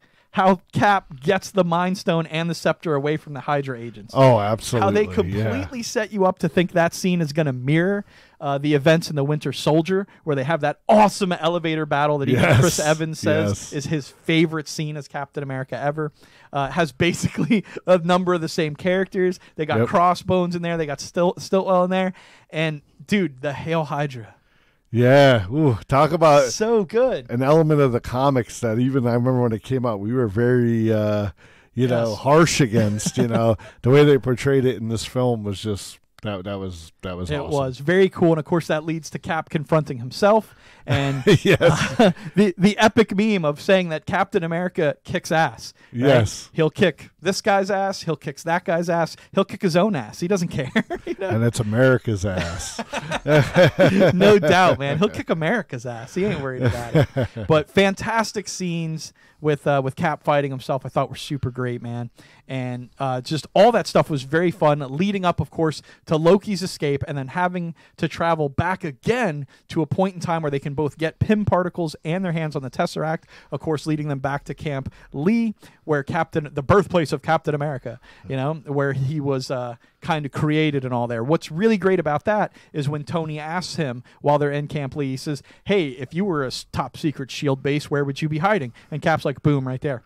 And again, a lot of people are like, oh, how does Cap know that that's where he went in Winter Soldier? It's the same base, you know? That's where Zola creates his weird artificial brain thing. Don't believe me? What does Tony or Howard Stark say the minute he goes down and sees Tony poking around? Are you looking for Zola? This is his lab, you know? This is where all the stuff in Winter Soldier happens later. So much fan service in this time heist, so much homage to real MCU fans to pick out all of these cool little things. I mean, from Captain America's picture being him before serum on Peggy's desk, you know, and that was very that cool. Being the photo that she pulls out of the docket at the end of the film, that's the one she keeps, and now here it is on her desk, you know, showing Jarvis there. The actual Guy Jarvis from the Peggy Carter TV show. You know, that actor reprising the role and coming into a feature film for the first time. A very cool bit of fan service for people who were fans of Agent Carter on ABC, which I thought was a fantastic show and got canceled with one of the worst open-ended cliffhanger endings I've ever seen. It was so good. Fantastic setup. No season 3, right? But so here they are in 1970. We get a couple of cool shots with Michael Douglas, again, looking super young CGI'd. We get to see the original Ant-Man helmet. Great Easter egg there. Cap steals some Pym particles, so at this point, Cap's just down for anything, lying, stealing, beating people up, whatever. By any means necessary. Whatever it takes. Yes. You know, that's the mantra through the movie, right? Whatever it takes. So I love it, dude. You know, they're bending the rules, they're playing hot and fast and loose with it, but I love that Tony, again, gets to complete parts of his arc here, talking from several films, all the way back to the first Iron Man, where he says, I never really got to talk to my dad or say goodbye to my dad when he died and stuff like that, and now he really got to. He got this amazing amount of closure, you know, so wrapping up so many threads for the character before the final resolution of the film was really, really cool. Again, great inclusion. Stan Lee's cameo, super fun. Awesome. You know? Yeah, no, very good. Very All good. right. Now, I think I missed a slide here again of War Machine and Nebula, because they were on Morag when they went to Morag, and they had a great moment there where she sticks her hand to grab the ball, and it burns her hand off. Yes, she turns around yeah. feeling kind of like a freak, and she says to War Machine, I wasn't always like this. And him, having been crippled and now needs his suit to walk, is like, yeah, neither was I. We just work with what we got. And again, such development for Nebula's character I thought was so good. Yeah. And her really integrating with the other characters. Yes. Like you said, because prior to Guardians, I mean, she didn't know any of these guys. Right. Yeah. But like learning that it wasn't just a random fluke that she had met good people with the Guardians. But there was lots of good people out there. Very cool. Again, I wanted to end the first segment talking about Asgard one last time because Thor going out there and retrieving his hammer is such an epic moment. And again, it's so fun, and they treat it with a lot of levity. But when you really look at this scene, when you really think about it, right, it's one of the best arcs of the entire series, right? Thor getting to this moment from starting off being arrogant and realizing how to be worthy, then trying to find a way to be king, so on and so forth, till he gets to this point where he has failed at pretty much everything, and he just wants to talk to his mom and try to sort things out, and she gives him some great sage-like advice, but you know what, he still needs to put it to the test, so he calls for Mjolnir, and here it comes. It shows up to him, and what is one of like just the most inspirational parts of the movie, and something I think we can all take time to look at and recognize, as the fact that failure and depression don't make you less worthy.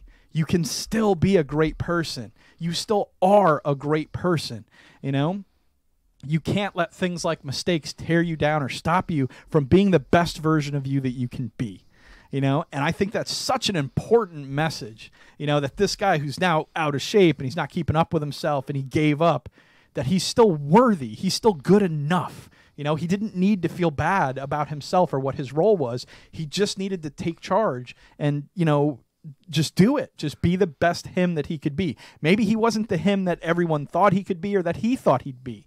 But like his mom told him, it's not about being the best whatever. It's about being the best you. So just be the best you, And here at the Power Hour, love, man, we got a lot of love for a message like that. Oh, and yeah. we wanted to let you guys know about someone else who's got a great message like that. Democracy out there right now through May is Mental Health Awareness Month, and he has chosen to sponsor a charity and run a charity campaign to write Love on Her Arms, which deals with mental health issues of all sorts, whether they be addiction or depression, suicidal tendencies, anything like that.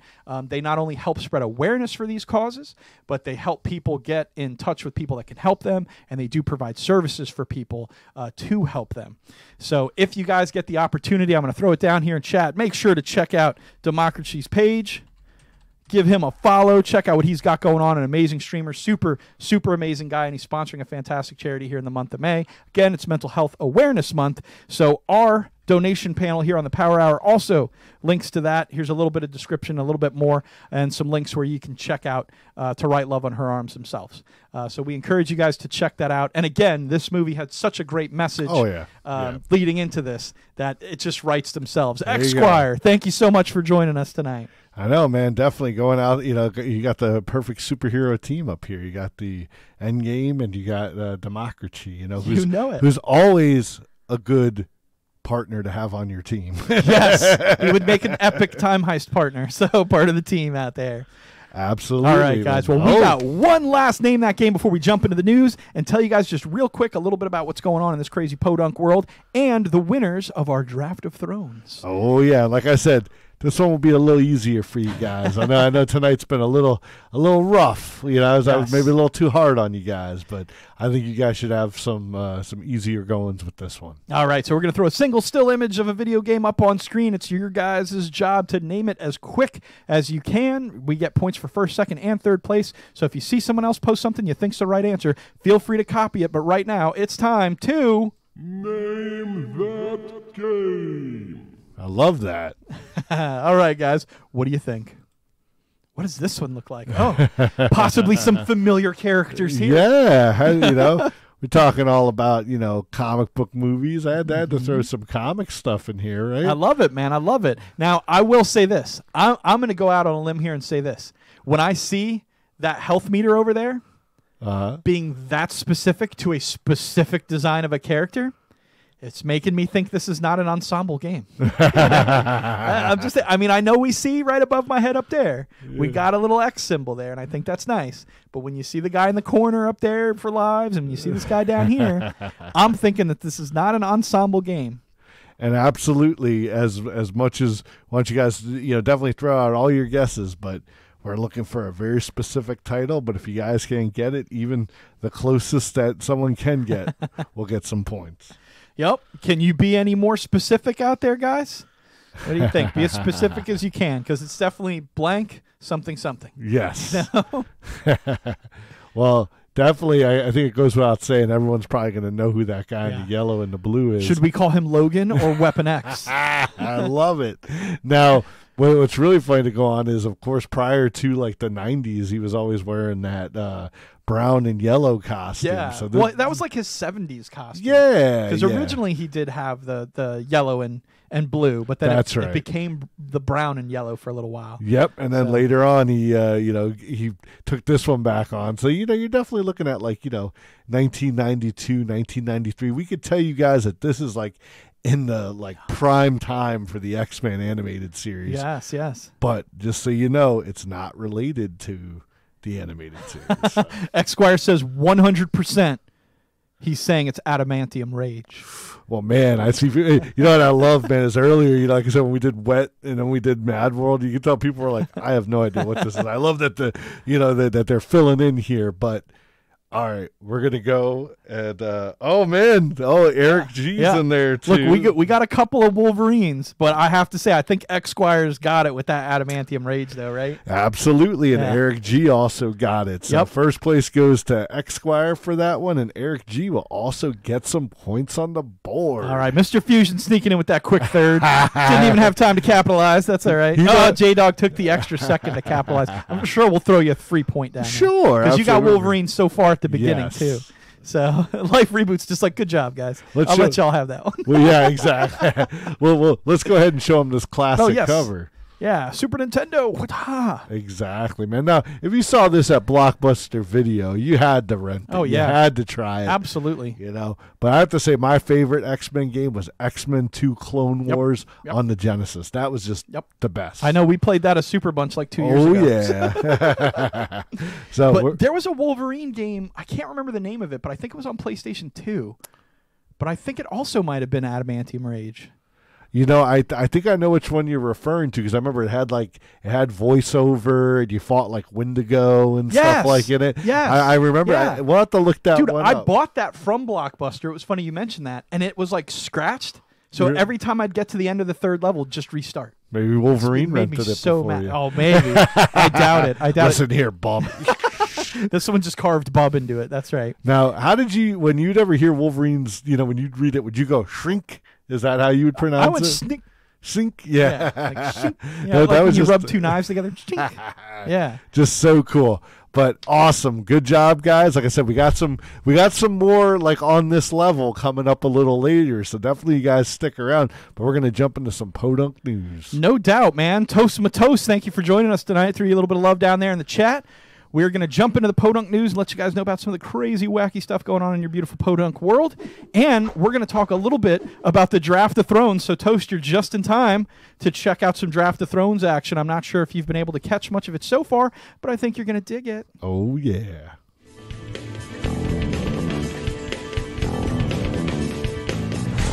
Oh, is it? Oh, okay. Gotcha.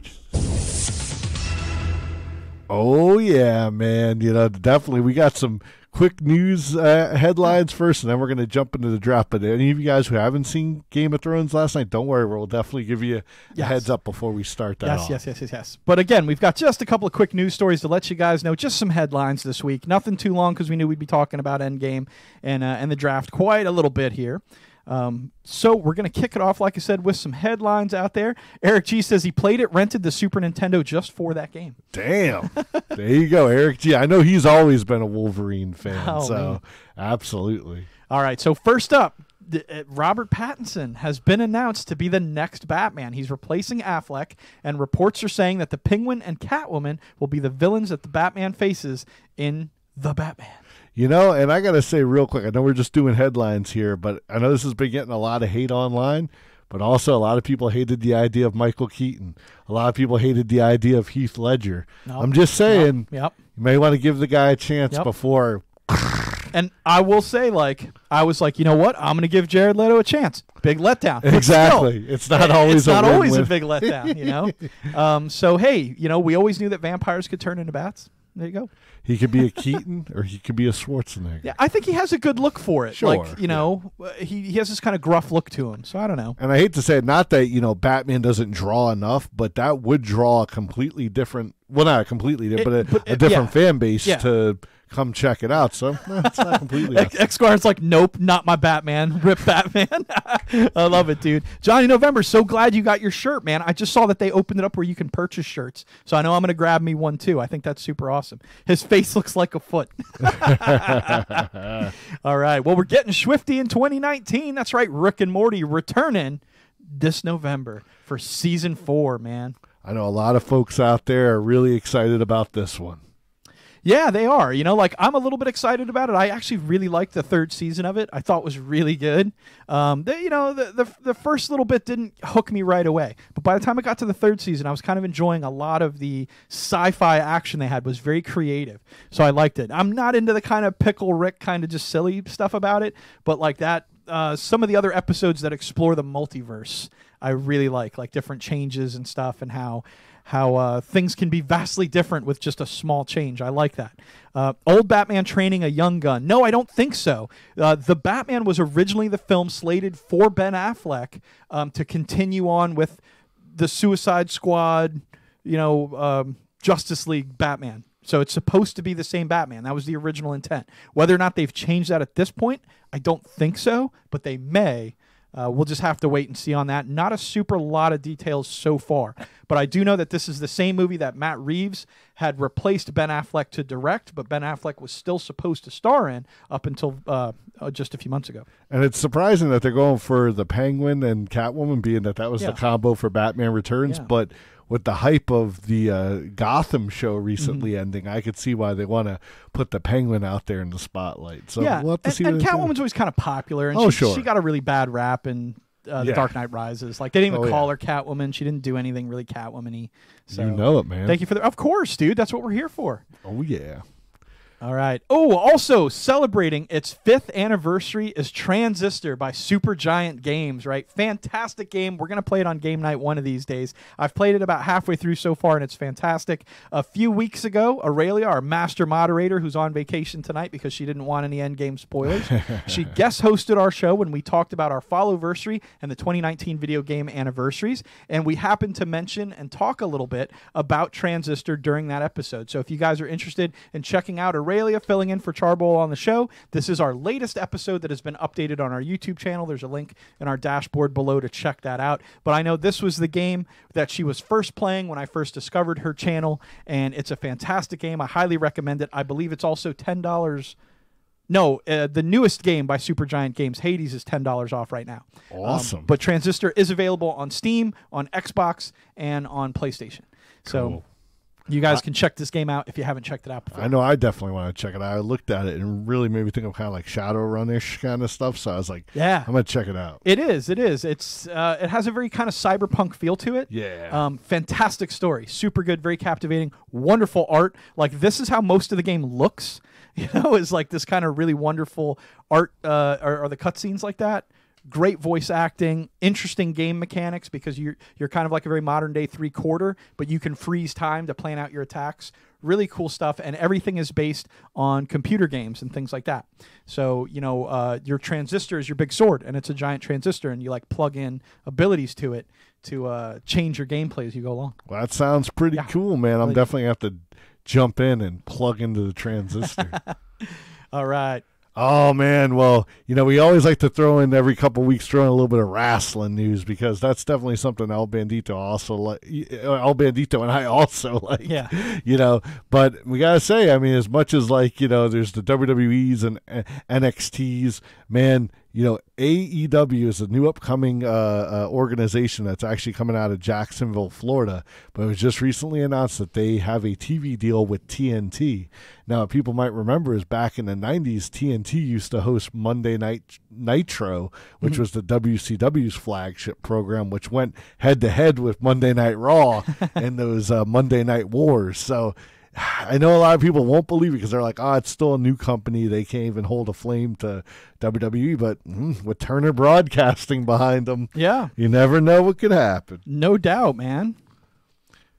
Got a little more wrestling news for you, I think, coming up next. It's just a little story that we wanted to clean up right here. Ric Flair recently was in the hospital since last Thursday for a serious medical condition.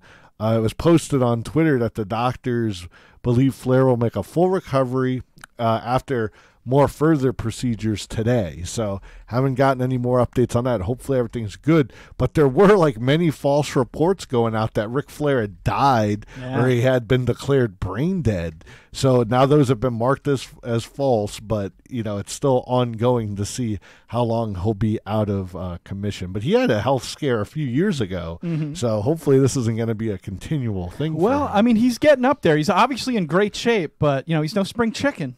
Well, all I have to say is one thing. Woo! Woo! Woo back to health, Ric Flair. All right. Well, our final headline of the night, Game of Thrones at it again. They rocked it out a couple weeks ago with their fantastic Starbucks cup, and tonight we have the water bottle hiding down here behind Sam. Yeah, it looks just like our water, too. I doubt that it is, because this is like Florida-grown stuff right here. They don't sell this much further outside of Florida, but it very much looks like this bottle, which is funny. But, yeah, so eagle-eyed viewers picked up on this last week during this scene, or last night during this scene, where they got the last of the lords of the Seven Kingdoms here together. But with that in mind, I think it's time that we chat a little bit about the Draft of Thrones. Let's do it.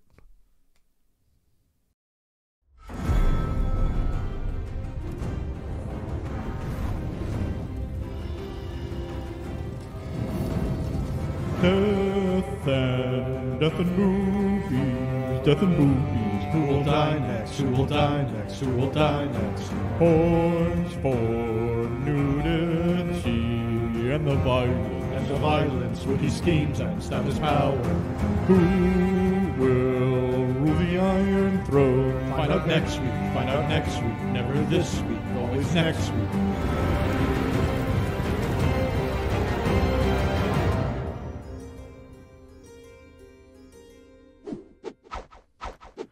Well, it finally was this week, wasn't it? I was going to say the same thing. As much as, man, that's the last time we're going to hear that on the Power Hour.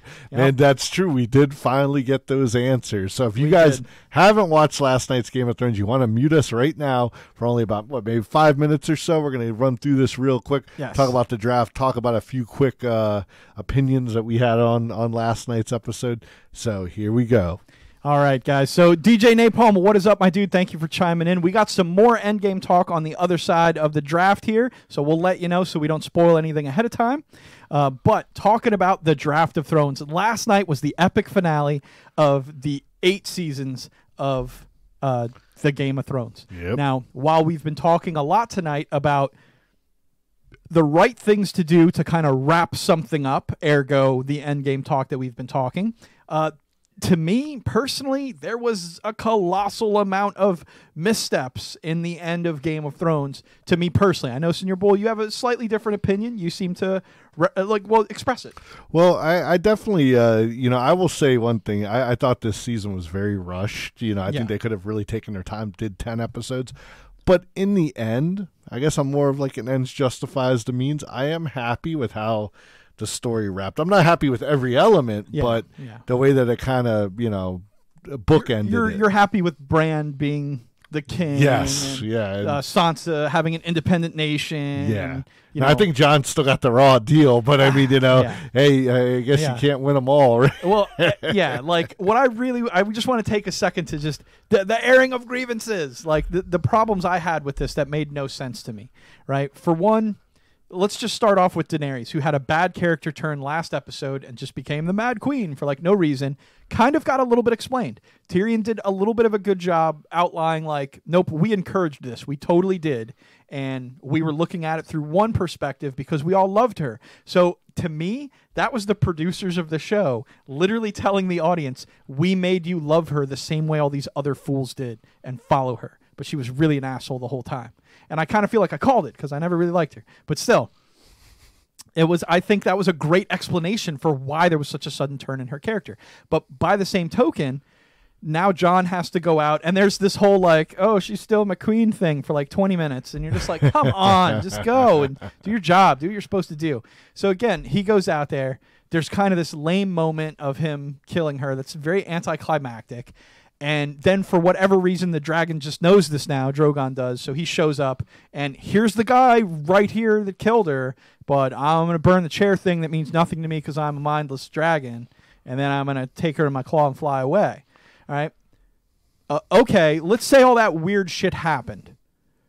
How does anyone know that John killed her? Like, I get there's a big stain of blood on the floor, but it's not exactly like they had a super ton of forensic evidence back in Game of Thrones time. So, like, did John just walk out there and was like, yo, I just stabbed Daenerys and the dragon took her? Like, how did he end up getting arrested for this? Is he just, like, the dumbest person on the planet? You know nothing, Jon Snow. Yeah, exactly. He's like, I did that. So, it literally jumps from there to, like, weeks later, they say, and you can't tell because everyone has a freaking beard anyways. But so this is supposedly weeks later. I guess Grey Worm has been in charge of King's Landing all this time.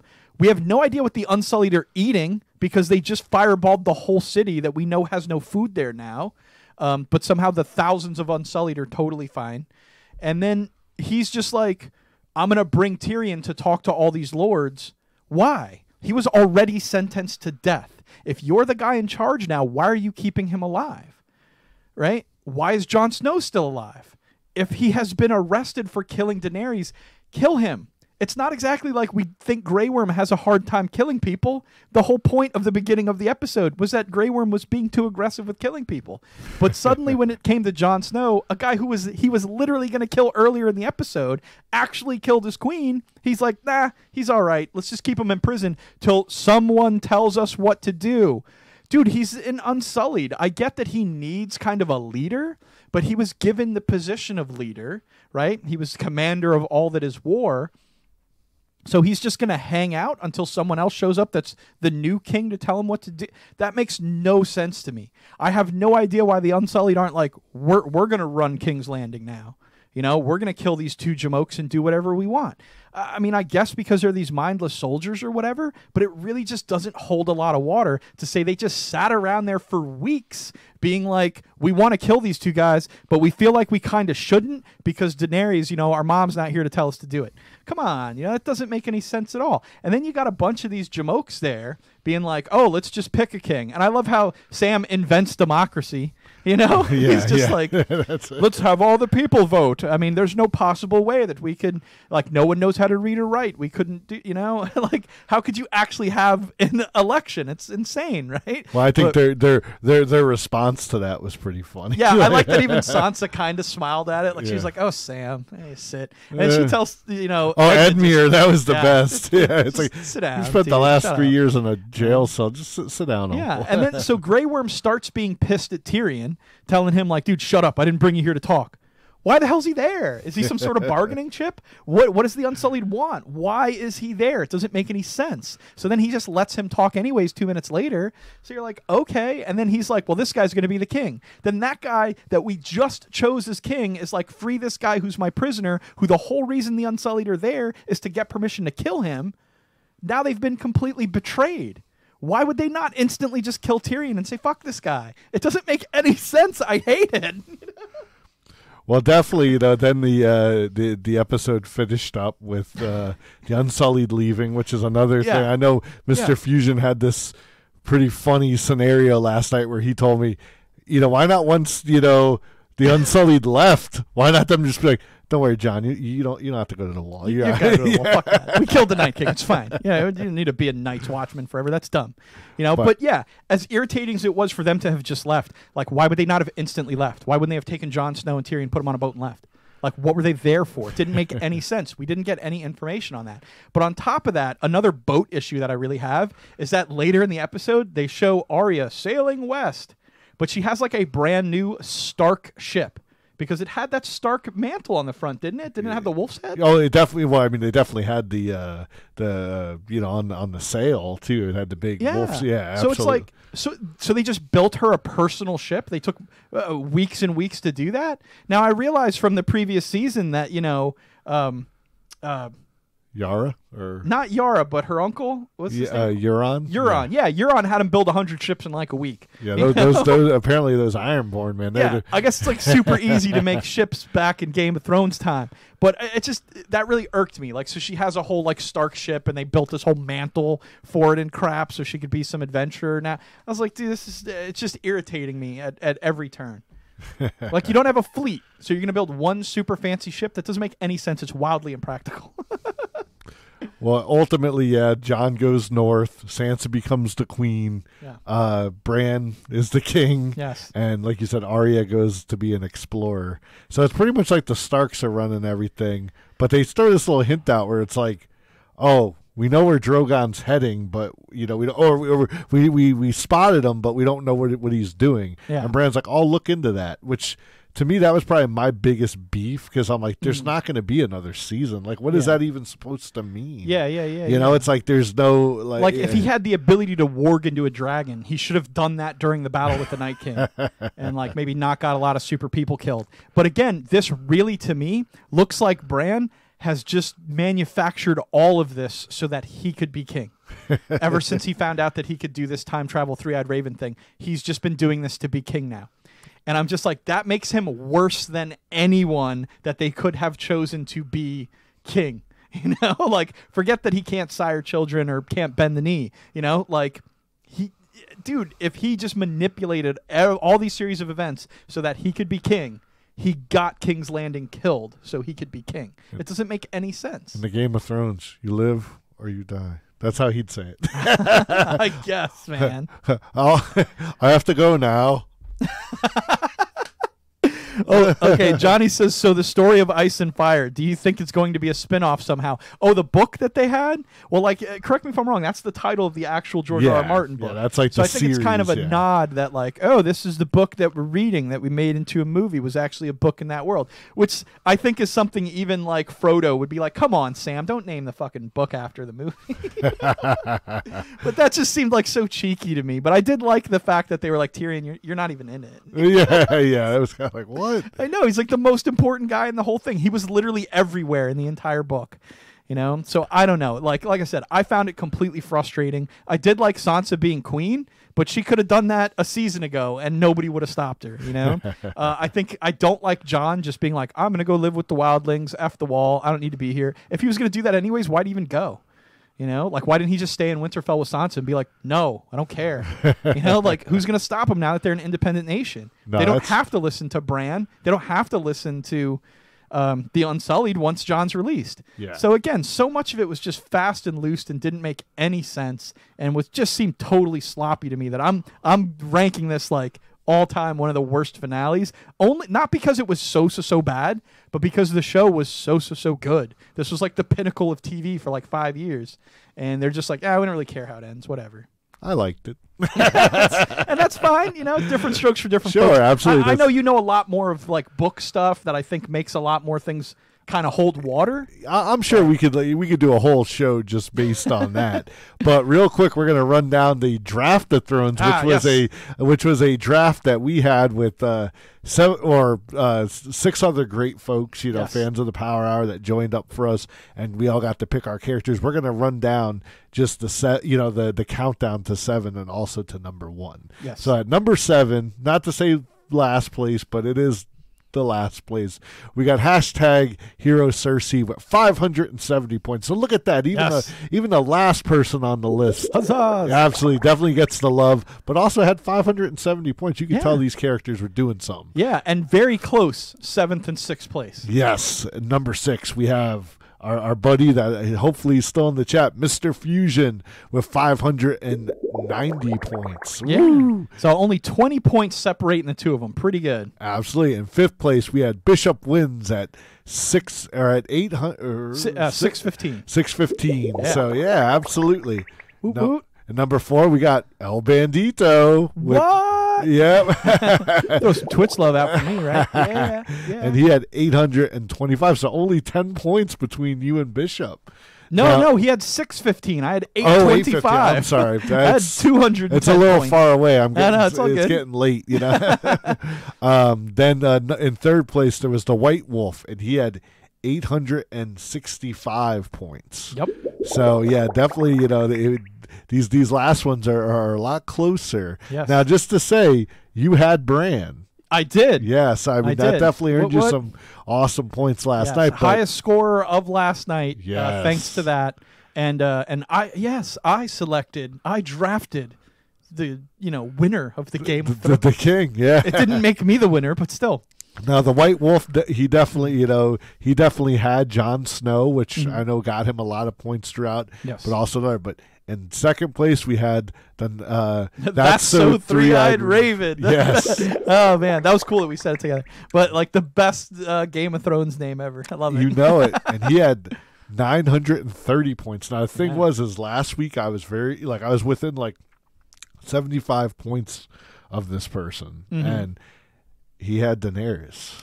If Daenerys would have sat on the throne, just touched her tush to it, right? he would have gotten an instant 200 points, which would have definitely made him the winner. But that never happened. So 1st place goes to me. Oh man, look at that out there.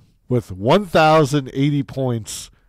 I had Arya. She kicked ass. Yeah, she did. I also had not Missandei, Melisandre. The Red Witch. I had her. She killed a lot of people. I had Rhaegar the dragon. I had but honestly, I only had 2 characters left alive at the end of the show, so they definitely had a chance to take it. But after now, this is our 3rd year doing this. The last 2 years, it's been taken away from me, but I am king in my own realm. Absolutely, man. Well, yeah, you totally nailed it. Congratulations, Senior Bull, for pulling out the Game of Thrones, man. Like, pretty epic adventure. Sure. Really wild. I see Johnny November's saying that he thinks HBO really shortchanged them by giving them only 6 episodes. Like, I thought at one point they were talking about doing 2 more whole seasons. I'm pretty sure HBO has come out and said, listen, we would give those guys anything they wanted.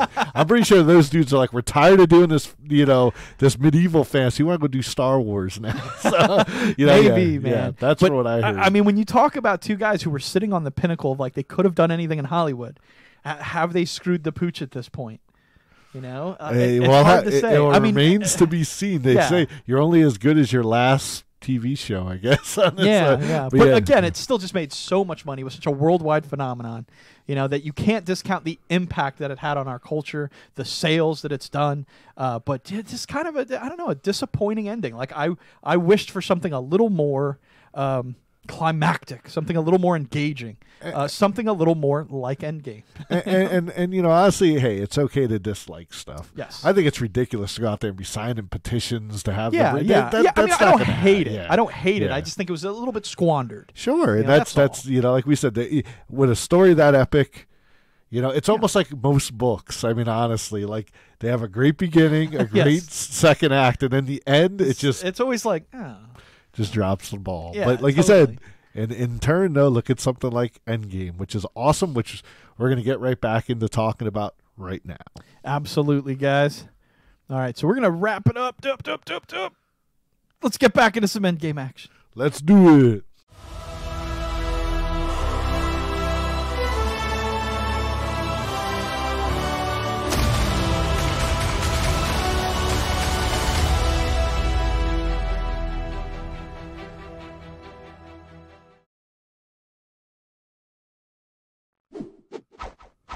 No, I lost my button to get us back here. All right, we're back. All right, so getting back into some Endgame talk, right? We're going to wrap up the night real quick. We're not going to keep you beautiful people too much longer, but we did want to field a bunch of questions from you guys and go over just a little bit of the end sequence of Endgame. But first up, we're going to need you guys to do us a little bit of a favor. Oh, man. It's that time again. It is. It's time to... Name that game. I love that. Again, thanks to Samuel out there for that amazing drop that he sent us for the Name That Game. Super fun. If anyone else would like to do a Name That Game drop, feel free to send it to us. We'll use it on the show. It'll be a super ton of fun. But right now, we're going to show up a single still image of a video game, and it's up to you guys to guess from that single still image what the exact title or the closest you can get of that game is. Be the first, second, or third person to correctly type in the title of the game, and you will earn points towards the Name That Game tournament. The winner at the end of the month will be the person who has the most points, and you're going to win some pretty amazing prizes. So, guys, if you're ready, if you got your thumbs hot and cooking, if you got your keyboards clack-a-lackin', name this game. Again, may have a familiar... Whoa. All right, hold on. Wait. It's coming, We're going to get it back. It's coming. It was so quick. There we go. Okay. May have a familiar character or two in there. So look at Bishop hanging out there, and they're throwing some Bob Ross. We absolutely love it. I'm going to give a shout out here for Samio. If you haven't had a chance to check him out, he's an amazing musician, and again, did that really cool drop for us there. For the Name That Game tournament. Bishop, I don't know if you just caught, we just wrapped the Game of Thrones, man. Yes. Ooh, which is it? 1, 2? I don't know. J-Dog's putting both. He's being careful. But this one's flying right out. We got a lot of people saying Spider-Man 2. Mr. Fusion says Spider-Man 2 for the DS. Well, we'll have to see. Let's see. What did J-Dog turn down there? He put Spider-Man 2. Life Reboot also put Spider-Man 2. What's up a little higher up there? Does he have another? Just Spider-Man by itself. Oh, man. Why don't we go ahead real quick? Because this one's a pretty quick giveaway. Let's show him what it is. Oh, it is. Original Spider-Man. And again, none of you get points because you didn't put the hyphen. Oh. Hyphen. Spider-hyphen man. I'm going to go ahead and give that definitely to J-Dog. Come on. Okay. No, I'm just teasing. Funny enough, right, the trick to this is that back in the day, Stan Lee actually had them put a hyphen in the middle of Spider-Man so that on the comic title splash, it wouldn't look like Superman. Oh, that break would almost make it look like two words. That makes sense. Though. Yeah, you want to differentiate from that other S guy. It was pretty neat. Bishop, let me know in the chat what you thought of the finale of Game of Thrones. I assume you caught it. Otherwise, you probably wouldn't have been listening. But all right, man. So we had to throw an Avenger in our middle of our Avengers Endgame, right? Hey, good point. There are Avengers in your Avengers episode, right? Absolutely. All right, so getting back to Avengers Endgame, we realized that most of the images we were getting for the film were so grainy and crappy that we just gave up. So we're going to use this fabulous image for the rest of our discussion tonight. All right, but returning to 2023 and dealing with Black Widow's loss is where we kind of left off, right? So the time heist was virtually a success, except for kind of the one kind of bad aspect of it where someone had to give their life for the Soul Stone. Now, the audience knew that going in. The others didn't. I very much love Hawkeye being like, maybe this guy's full of shit. I don't know. Exactly, yeah. But who's this guy? Great choral between the two of them. I love the reference to Budapest earlier, which again is a nod to the 2012 Avengers. Yep. And just, again, the sort of platonic love that the two of them share as allies. And the fact that Black Widow, like we said, had committed herself to the job. She buried herself in it. It was all she knew. This had become her new family. You know, S.H.I.E.L.D. and the Avengers did. And now with them gone, with so many people dusted, that was her life. That's all she cared about, was fixing things for people. But Hawkeye, on the other hand, had went totally bonkers, you know, having lost his family. And what's funny is that she saw this opportunity for him to get his family back. And just like he had done for her when he found her as an assassin, she said, I don't care if you have red in your ledger. I'm going to make a different call.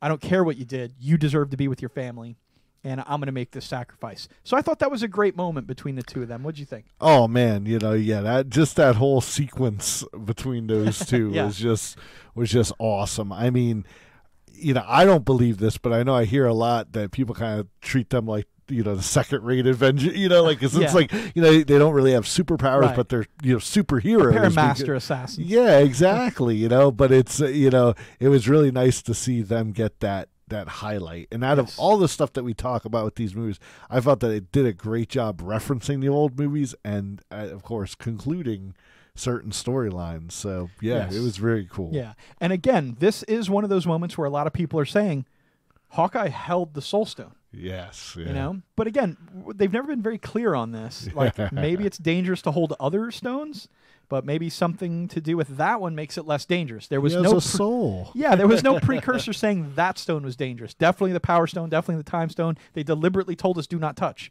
The Space Stone, do not touch even in the container that it's in, like would vaporize you. But you could obviously hold the scepter. That was fine. So Vision could walk around with that thing in his head. You're going to tell me he didn't brush his noodle against Scarlet Witch at some point? He probably did, and she didn't vaporize. So it's not beyond question that you can't touch a stone. It's just there are some stones you probably shouldn't touch because you're activating their abilities or something. Obviously, touching the Tesseract sent Red Skull into space. Yes. So that's where their danger lies. But anyways, moving on from there, the building of the new gauntlet. Stark, of course, creating it very much like his Iron Man stuff. And then a lot of people being like, well, damn, Thanos snapped the first time and his gauntlet and all got jacked up, but he wasn't all completely messed up until he went later and did the snap to destroy the Infinity Stones. But again, this is in two parts here, issues with what the Hulk was doing. For one, he tells us later that he was trying to bring Natalie back. He was trying to get the stones to do something that they wouldn't do. Yeah. So he's burning himself up doing that, But also, let's keep in mind that the original gauntlet was made out of Nuru, right? Which is the space metal that they built on Nidavellir, the same thing Mjolnir and Stormbreaker are made out of. Yes. Forged in the heart of a star, So without that protection of that metal, these stones are probably way more dangerous. You know? Totally. Now, what's cool is you remember back in the 2012 Avengers, there's a moment where Stark is telling Banner, that much gamma radiation should have killed you. Maybe the other guy saved your life. And he's like, well, for what? I love the way in this movie he says, it's like I was made for this. That was the answer to the question, coming full circle. Only he could absorb that much gamma radiation. I thought that was a wonderful kind of nod, again, kind of back to the other films. Yes. Life Reboot says, I think it'd be a little unfair if you traded a soul for the soul and then couldn't hold it without dying. Yes, exactly. That would seem like a total schmuck move on the Stones' part. So another major gripe the internet has had is why everyone constantly snaps to do stuff. And again, I think this is something that people are just focusing on in the wrong light. Like, they saw Thanos do that, or at least heard about him doing that secondhand from other people who literally saw him. So we know that Thanos can use the various stones while in the gauntlet just by thinking. Like, he just holds his hand up and does stuff and things happen. So I don't think you're required to snap for anything, but I think you're required to have an element of focus. If you ever notice, as he walks around with the single gauntlet activating one stone at a time, he's very much able to control small things around him. Turn someone into ribbon. He can phase the Hulkbuster armor into solid rock. Things like that just aren't really a big deal. But imagine trying to take all 6 stones and commanding them to do something together, to work together and to fulfill some grand purpose. This is going to take a unique amount of focus, and focusing on a single motion or a single movement may just help give someone the clarity of mind to do that. I don't think that's what the Avengers were thinking. I think they just happened to see Thanos do that and are like afraid to try anything else because it might not work. And I think that's the most logical reason of why they keep snapping. But I don't think people should get hung up on that. I think that's silly. Well, definitely. I just think it's something to also relate it to the other movie. You know what I mean? Yes. Thanos said, I'm going to snap my fingers and just, Yeah, it was like a throwaway thing that was the motion that he made. Yeah, but but again, you have to be thinking about what you're doing. You have to focus on it because it is something that you're doing sort of half with your mind there. Plus, I just think it's kind of cool. Yeah, I thought so too. But I saw people griping about it, so I wanted to address it, right?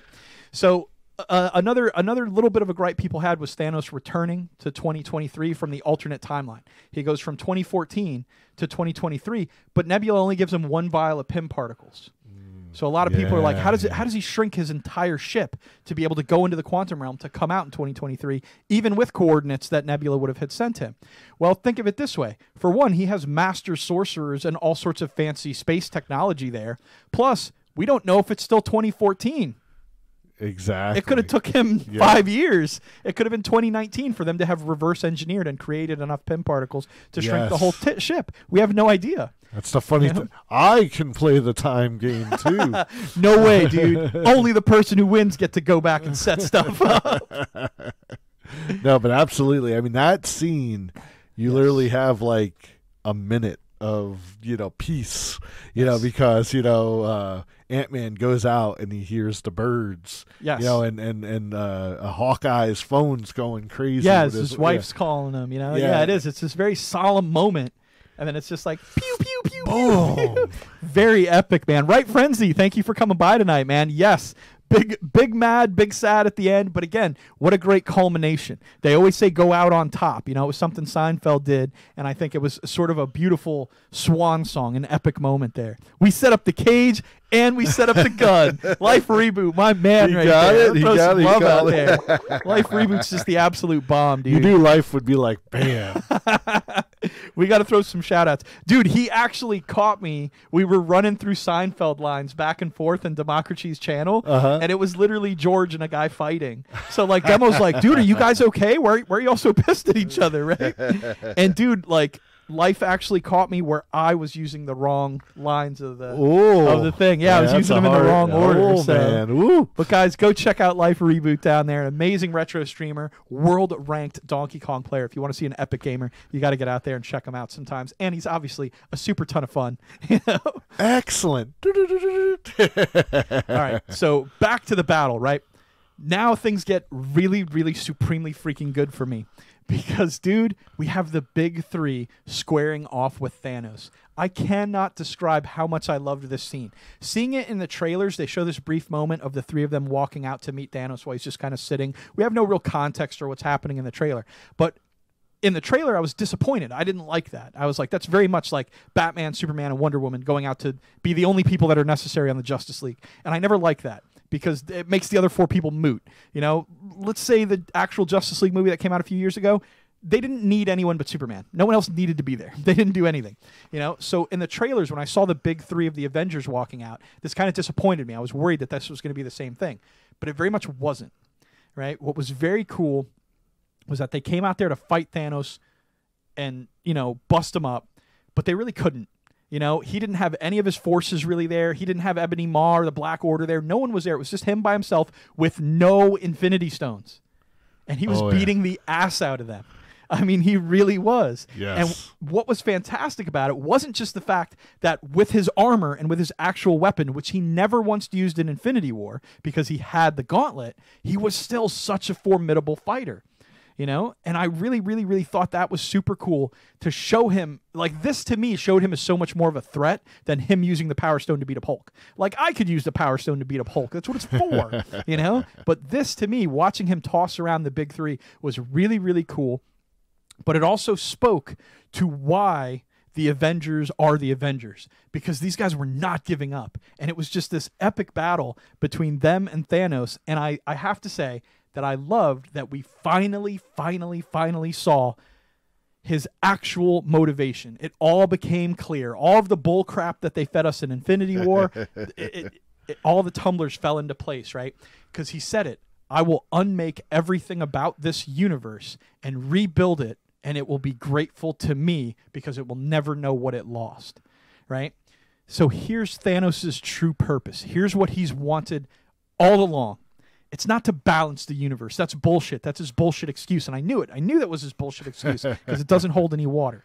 What he wants is he wants to be God. He wants the universe to be grateful that he gave them life. He wants to rule over everything, but not in a hands-on sort of way. He just wants everyone to know that he's the greatest, that he's responsible for everything. It's that egotistic God complex that is Thanos in the comics, Oh, yeah. And I have to say, I really feel like Jim Starling's cameo at the beginning of the film may have had some influence on the turning point of Thanos in this film. Maybe, perhaps, I really have no idea.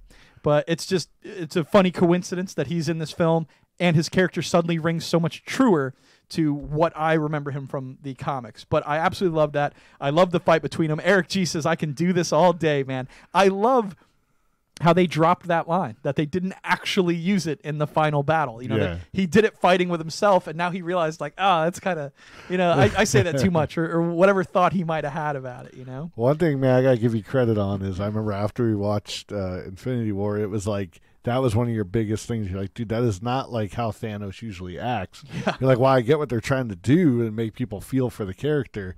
You're like, it just doesn't seem in place. And then, like you said, that it really did come out in this in this one. And it made sense that he would have a bullshit excuse. This is what he would tell the masses as the kind of emperor of the universe and whatnot, you know? Oh, yeah. So, of course, we can't not talk about Cap wielding the hammer. Oh, yeah, no, that was pretty awesome. I mean, just the epic of epics, you know? You know it, man. No, and that like, you know, I know they hinted at it, I think, in the second Avengers movie. Remember where he, like... Yes. Then he kind of, like, didn't it move? Yeah, like, just it kind of budged a little bit, right? Yeah. Now, that's the great debate that's been going on online. Now, the directors and writers of the film have actually come out to talk about why Thor couldn't lift the hammer in Ultron.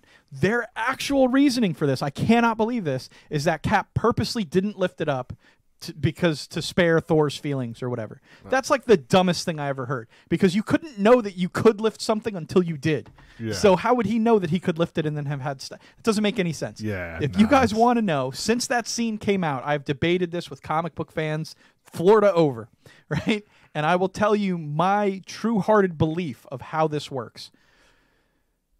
Cap could not lift the hammer in Ultron because he was doing it as a party trick. He was doing it to prove that he was worthy. And at that point, he was being boastful and thereby not worthy. He was doing it as a parlor trick to prove that he was a badass. Out of arrogance, he thought he could lift the hammer, you know, which is very much what Thor thinks at the beginning of the first Thor movie. Yeah. But when the hammer realizes that Cap isn't picking up the hammer to showboat, but he's picking it up in a way to be worthy, to help others, you know, to save the day, to fight, to do battle, you know, then he's worthy. Because everything else about Captain America is right, you know? But in the moment in Ultron, he was showboating. Yeah. No, that's a good... I'd more side with that at that moment he wasn't worthy, but obviously in that moment of need... Some other people speculate that his time as Nomad, the in-between Civil War and Infinity War thing was like... he humbled himself by being among the masses. I never found Cap to be an arrogant person, like, at all. Yeah. So that kind of really, that doesn't hold a lot of water with me. I think the showboating of Ultron is ultimately what led him to not be able to lift the hammer, because it almost moved. You know, it like started to and was like, wait, are you just showboating? Like, get out of here, Captain America. You don't need to show off for your buddies. Get out of here. You know it, man. But otherwise, him lifting the hammer, kicking ass with it. Oh, my God. Dude, Cap was so good wielding the hammer, you know, using its abilities, using it wisely, spinning it up to hit Thanos. Some of the imagery looked just like splash pages in comics. Absolutely loved this scene.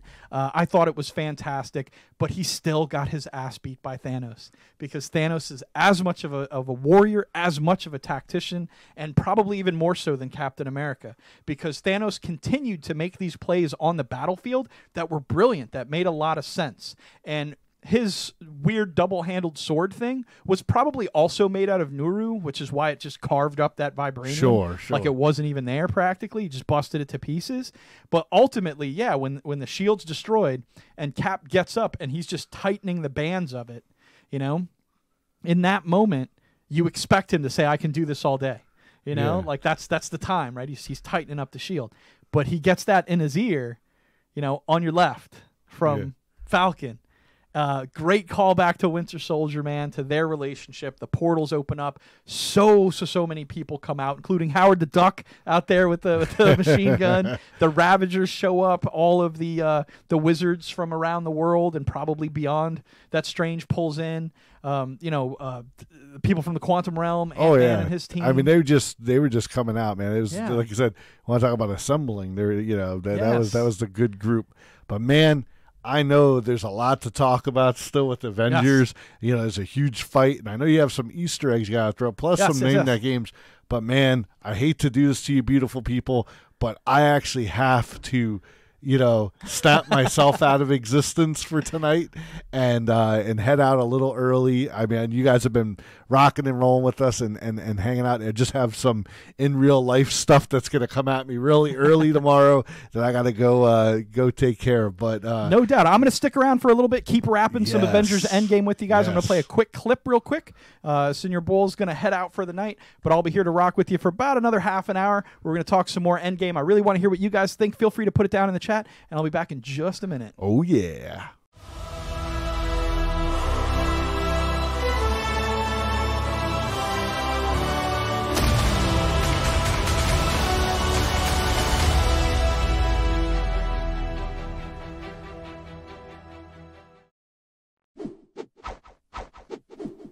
All right, let's see if we can queue up some slides here for us. We saw Spider-Man already talking about Avengers Endgame. We'll get this guy over here. There we go. All right, guys, thanks for sticking with me. We're going to wrap a little bit more about Endgame because there's still some fun stuff I wanted to cover. We knew we had a lot to cover tonight. We were hoping we could blast through it pretty quick. But just in usual fashion, we always we like to take our time with these wonderful topics out here. So basically, right, this whole thing's kind of wrapping up where all of these different Avengers are coming in. We have Wakanda coming in. We've got, like I said, the Ravagers are coming in, and we've got all of New Asgard showing up with Valkyrie on her Pegasus flying in, which was awesome, And I remember when the big three walked out when I'm watching this movie, my initial thought was like, where's everybody else? Where's everybody who got unsnapped? Like, where are they? But, the more, like, when that scene transpired later, it was like I'd already forgotten. I was so invested in this battle with the big three versus Thanos, it had kind of slipped my mind. And then all of a sudden, everyone was here to save them, and it was so epic. It was a great crescendo to have in the middle of a fight that our heroes were actually losing. So from that perspective, I thought it was so great to kind of time that out. But thinking about it later, it makes so much sense in terms of how long it would take Doctor Strange to assemble everyone else so that they could come in at once. Because if he just staggered everyone in, they could have gotten defeated bit by bit. He had to plan it so that everyone could come in at once and really be a big reactionary force to Thanos' forces coming in. So, again, really brilliantly done scene. I thought it was really, really well done. And it made sense for the timeline of what was going on, of how many people he'd have to get together. And again, having seen so many iterations of the future, he would know exactly who was important. Who did he need to get? Did he need to get Scott Lang? Did he need to get Pepper Potts? Did he need to get New Asgards? Did he need to get Howard the Duck? Yeah, he knew that he did at this point because he had seen all those possible futures. And I love the way he came in and told Stark, like, I can't tell you if this is the one or not, But then, of course, things are going, and he's like, bro, it's the one. So really, really fun stuff that they had in the film there. And I love where they're like, oh, you didn't think you wanted more? And then Ant-Man turns to Giant Man out of the building, and he's got Rocket and War Machine with him. And when he runs out and they have that giant Chitauri kind of air crawler, coming out there, the one that Hulk punched in the face in the 2012 Avengers, and here's Giant Man punching one in the face, just wrecking it up. Again, just great callbacks to the original Avengers. As the Pegasus is flying down the side of one, she uses her sword to slash right through it, right? The special Valkyrie blade that she has. But again, in the 2012 Avengers, Stark's energy lasers, like Jarvis told him, you'll deplete your power reserves before you ever pierce this thing's hide. But how cool are the Asgardian weapons that Valkyrie can slash right through it, So a lot of great callbacks here, a lot of really fun, epic stuff. And what a huge part that Doctor Strange had. But this all led up to one thing that, to me, I had been waiting for several of these Avengers and MCU films. And that was Cap lining up with everyone and finally saying, Avengers, assemble. And to anyone who's a hardcore comic book fan, this is something that we saw, we read a dozen times, just every issue that came out, Cap was calling for the Avengers to assemble. So what a great nod to finally pull it out and to do it in the Endgame here. and it's such a pinnacle moment when they're literally assembling the largest force of Avengers that's probably ever been seen, because that's about as epic as I've personally ever read in a comic, you know, to have that quantity of people coming in for a battle.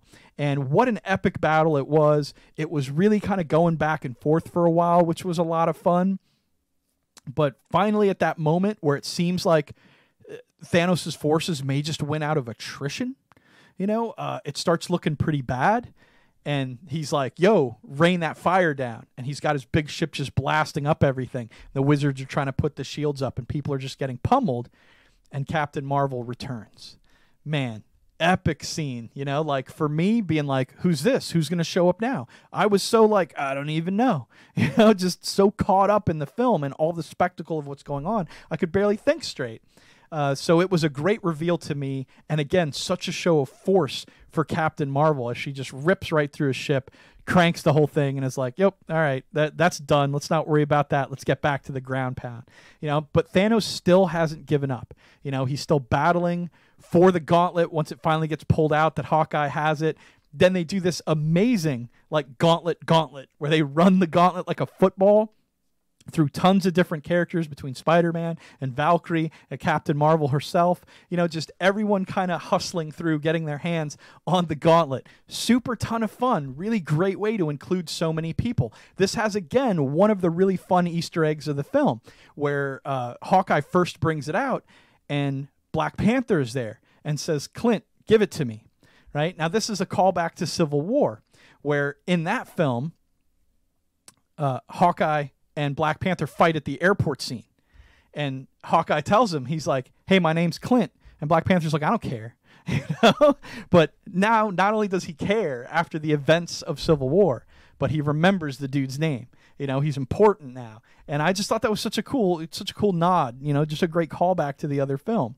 So that was a super ton of fun, the whole gauntlet handoff. And it ends in, you know, Spider-Man, again, in another little Easter egg, activating his instant kill mode and like stabbing up all those little things around him, which I remember hearing about in Homecoming and thinking like, when is he ever going to use an instant kill? That's so ridiculous. You know, it was so ridiculous that it stood out in my mind. And it's great that it did, because here it played into this scene so well and made so much sense.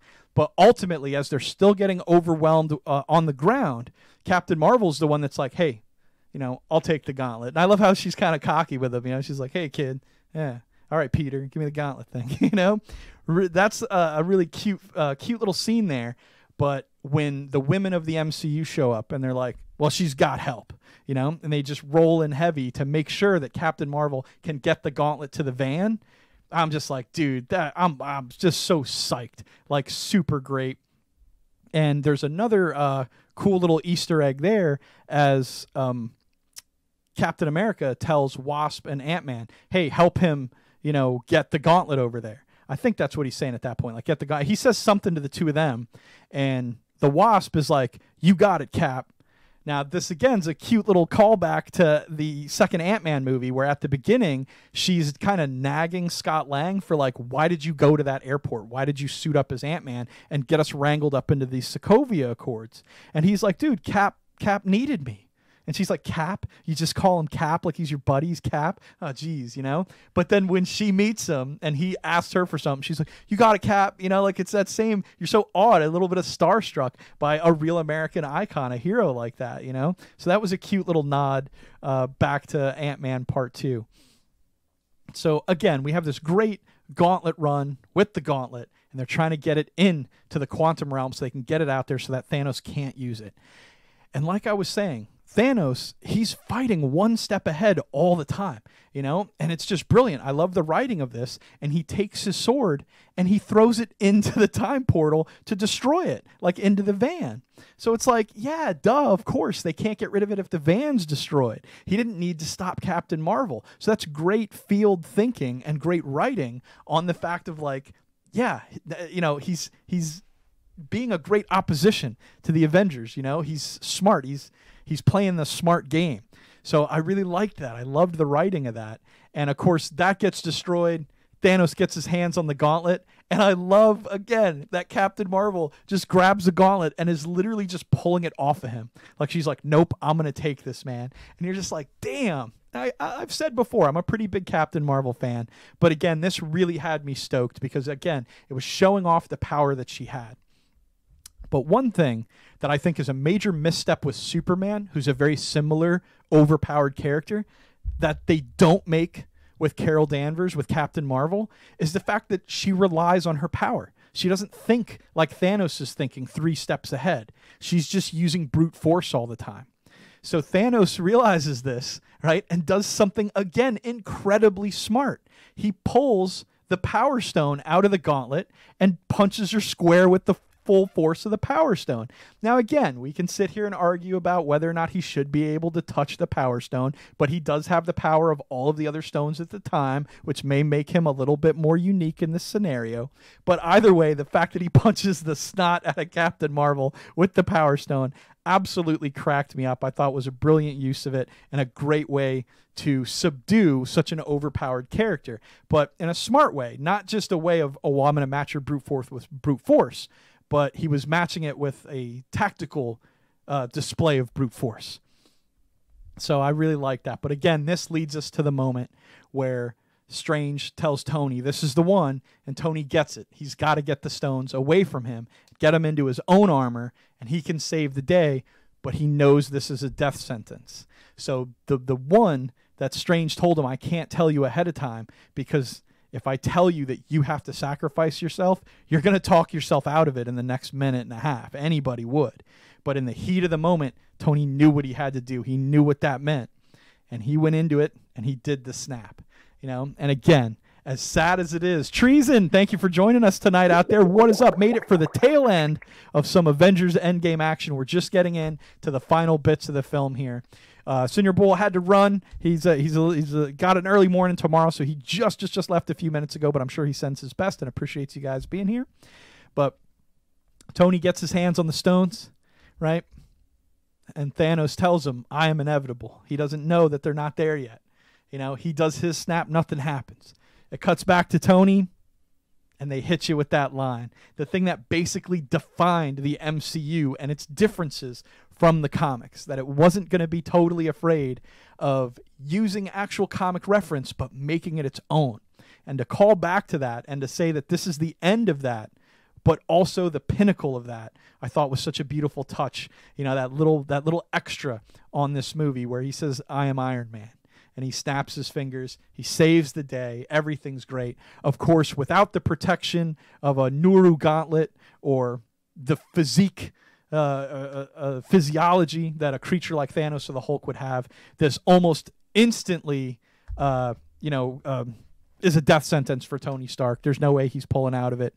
Look at that. Car fan. I am Iron Man. Yes. So good. Thank you for joining us tonight. Mega fan of the movie as well. I thought it was super amazing. I think that personally, a lot of went down in Infinity War was very confusing for me because it didn't seem to fit a lot of Thanos' motivation, but the way it got like further explained, more depth to it explained in this film, I thought beautifully wrapped up his arc, you know, where Thanos specifically seemed so interested in balancing the universe, which really to me didn't ring true to a lot of his comic book character, but I was okay with that. If they were just going to do something a little different, I didn't personally care for it, but that was all right. But in this film, where we ultimately see that he's like, you know what? If I have to, I'm going to tear this entire universe down, rebuild it atom by atom, and have a universe that is grateful to me.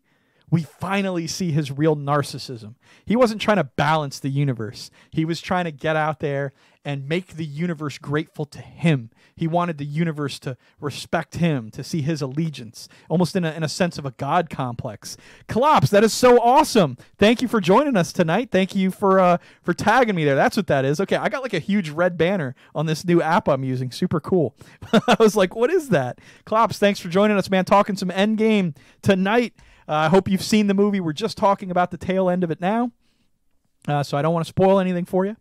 But yeah, so that to me kind of wrapping Thanos's motivation in a twofold, saying that yes, he does sort of believe this balancing of the universe thing, this is kind of a good campaign to run for your empire, but ultimately it's about him, you know? Hey, thank you so much for that cheer. I super appreciate it. Throw you some love out there, Car fan. Thank you so much for joining us. But the again, his deeper motivation is just to have a universe that's grateful to him, that they look at him as though he was just the end-all be-all, that he was kind of the god of their universe, you know? And we saw a lot of that at the very beginning, where he was kind of retiring, like on the 7th day he rested sort of a thing, you know? And he felt like his work was done, and he originally destroyed the stones for the concept specifically of he didn't want anyone undoing his work, you know? Because his legacy was the most important thing. So by the time we get to the end and we see this alternate timeline Thanos, who's obviously very, very similar, if not exactly the same, kind of outlining that he was going to have a universe grateful to him, it really, really became clear that his narcissism and all that. Hey, thank you so much for following. Welcome to the Legion of Love. We'll throw you some Legion love out there. There you go. You get all sorts of fun perks being part of the Legion. Nothing too fancy, but you can check them out down below in our dashboard. Thank you for hanging out, and thank you for the follow, man. I'm glad you appreciate the movie and share my similar sentiments on it. So this kind of brings us to the end of the film, where we see Tony's funeral. Great homages all the way through there. Great callbacks to characters. It's great to see everyone there supporting him, honoring everything that Tony gave.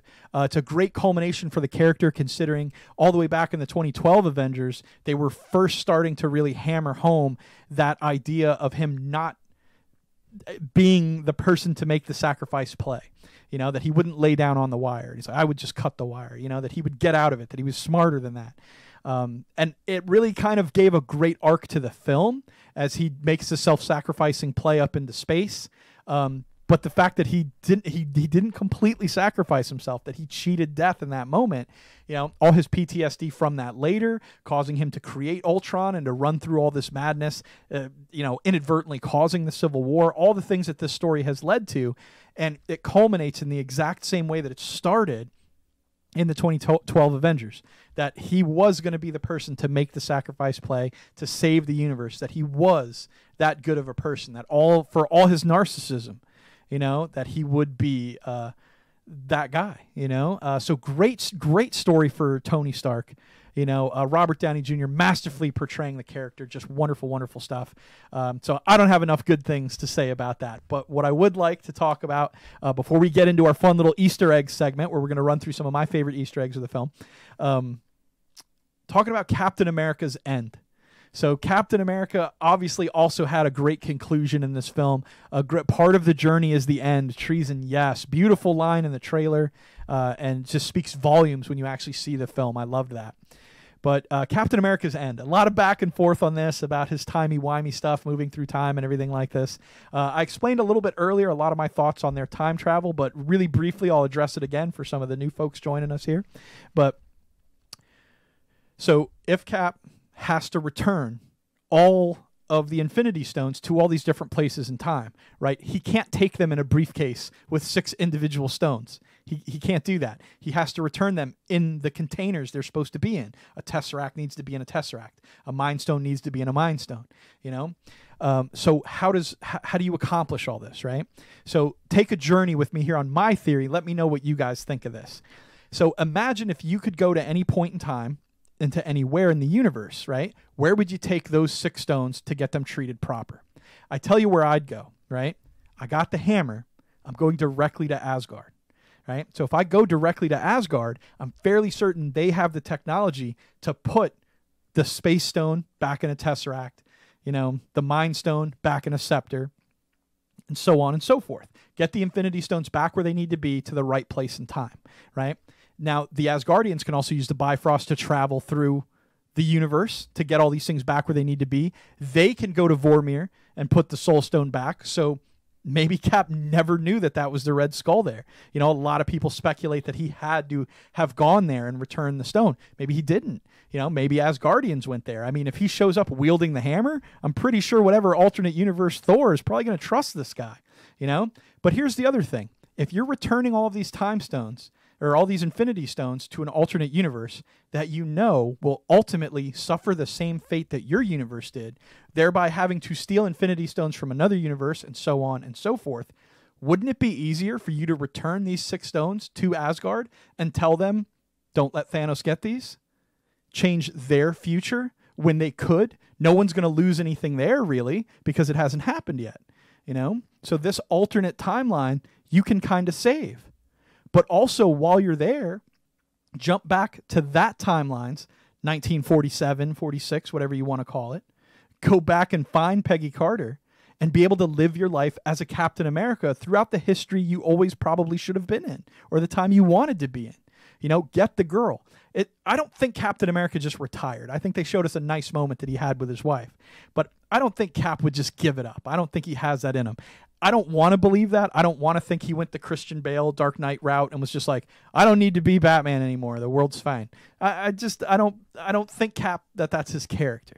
So my personal thought is that he went back in time and he stayed there with Peggy Carter, knowing that timeline's Cap was frozen in the ice. He wasn't going to come back. There wasn't going to be anything weird, right? So he could live his whole life up until the point when they find the new Captain America, you know, and that will wildly change their timeline from then on, because now there's been a Captain America this whole time, and now there's another brand new young Captain America who got frozen in ice, at which point in their timeline, he can talk to their Tony Stark, to their Hank Pym, to their Scott Lang, and tell them, yeah, you know, I helped fix your guys' timeline. I helped keep Thanos from ever being a problem. I helped do a lot of good throughout the history of your timeline. I've had a wonderful life with my wife, Peggy. But now, can you guys use the same technology and send me back to my prime universe, right, now that I'm an old man, so I can set things right with them, make sure that Sam gets his shield and takes on the mantle of Captain America, and, you know, I can kind of get this capstone, no pun intended, on my life. So that's why I think Cap didn't return to the portal that Hulk had. I think that they used another time machine that they built in their timeline, or this alternate timeline, to return him back to the Prime 616 universe as an old man, where he went back and just knew where they were going to be, you know, and met them on the right specific date to be able to give a brand new manufactured shield from the alternate timeline that he probably got from Wakanda, and brought it back there and passed it on to Sam. You know, so let me know what you guys think of that theory. I like that works for me personally, because it fulfills a lot of faith that I have in Cap and what I would want to see his character do, and the ending, the hope I'd have for him. So yeah, that's sort of my thoughts on it. And again, Bucky very much seems like he knew that Cap wasn't coming back. You know, I watched the film a few times, and it does kind of seem to me that his goodbye, the callback to the first film, don't do anything too stupid. You know, I can't. You're taking all the stupid with you. Then him returning later and not talking to Cap. He didn't have any questions for him, but he kind of gave Sam the nod of like, yeah, go talk to him. You know, I really felt like Bucky knew what was up, that he knew he was going to pass that torch to Sam, that they'd had a conversation about it, that Bucky was fine with it. He knew he was kind of done with war, you know, that he kind of wanted to not, he couldn't fully embrace the mantle, you know, that as the Winter Soldier, he'd always be sort of labeled a bad guy, and wouldn't want to besmirch the image of Captain America with that, you know, and was okay with Sam picking it up, but that he'd be there for Sam, you know. So I don't know, worked for me on a lot of different levels. Like I said, really enjoyed the film, and yeah, I was really happy with the way everything kind of turned out. So I like the end of the film. Let me know what you guys think. But real quick, before I wrap up the night, I did want to run down just a fun little list of some Easter eggs that I picked up on, and want to see what you guys think of these, because some of them are kind of just real cheeky, real cute. Maybe I'm reading too much into them. Maybe I'm not. But let me know what you guys think. All right, so first up, there's a series of water-related references throughout the film. 3 in particular, right? So Captain America, when he's first returning to Avengers headquarters, and Natasha's there, and she's talking to Rocket and Okoye and Captain Marvel and War Machine there. They're all the holograms. She's talking to them. Cap shows up, and he tells her, hey, I spotted a thing of whales out here. And she's like, oh, that's great. You know, so I should be happy about the environment being better now that there's less people, right? So kind of a nod to a water theme, you know, that whales are better than average, right? moments earlier, Okoye is actually talking about underwater earthquakes off the coast of Africa. This gets kind of casually brushed aside as, Nat tells her, well, how do we handle them? She's like, dude, they're earthquakes. We don't handle them, So third, at the very end of the film, during the climactic battle, there's a mysterious sort of tidal wave that's trying to rush in and wipe everybody out, right? And Doctor Strange runs over and he's swirling up the tidal wave, keeping it at bay, keeping it from impacting the battle, So those three specific references very much seem to me like they might be a nod to the existence of Atlantis and Namor in the Marvel Universe. And the fact that Namor may be excited about there being so few people on Earth, right? He may be happy about the seas being a little cleaner and a little better, right? They may be building something underwater, or expanding or something like that, causing these earthquakes. And at the very end, that might be him trying to help out in the battle. But for what side? Is he trying to wipe out Avengers and help Thanos because he wants Thanos to wipe the surface people out? Did half the Atlanteans get snapped too? It's very likely, right? So maybe he's just trying to get in there and help fight Thanos. But these could just be a weird coincidence.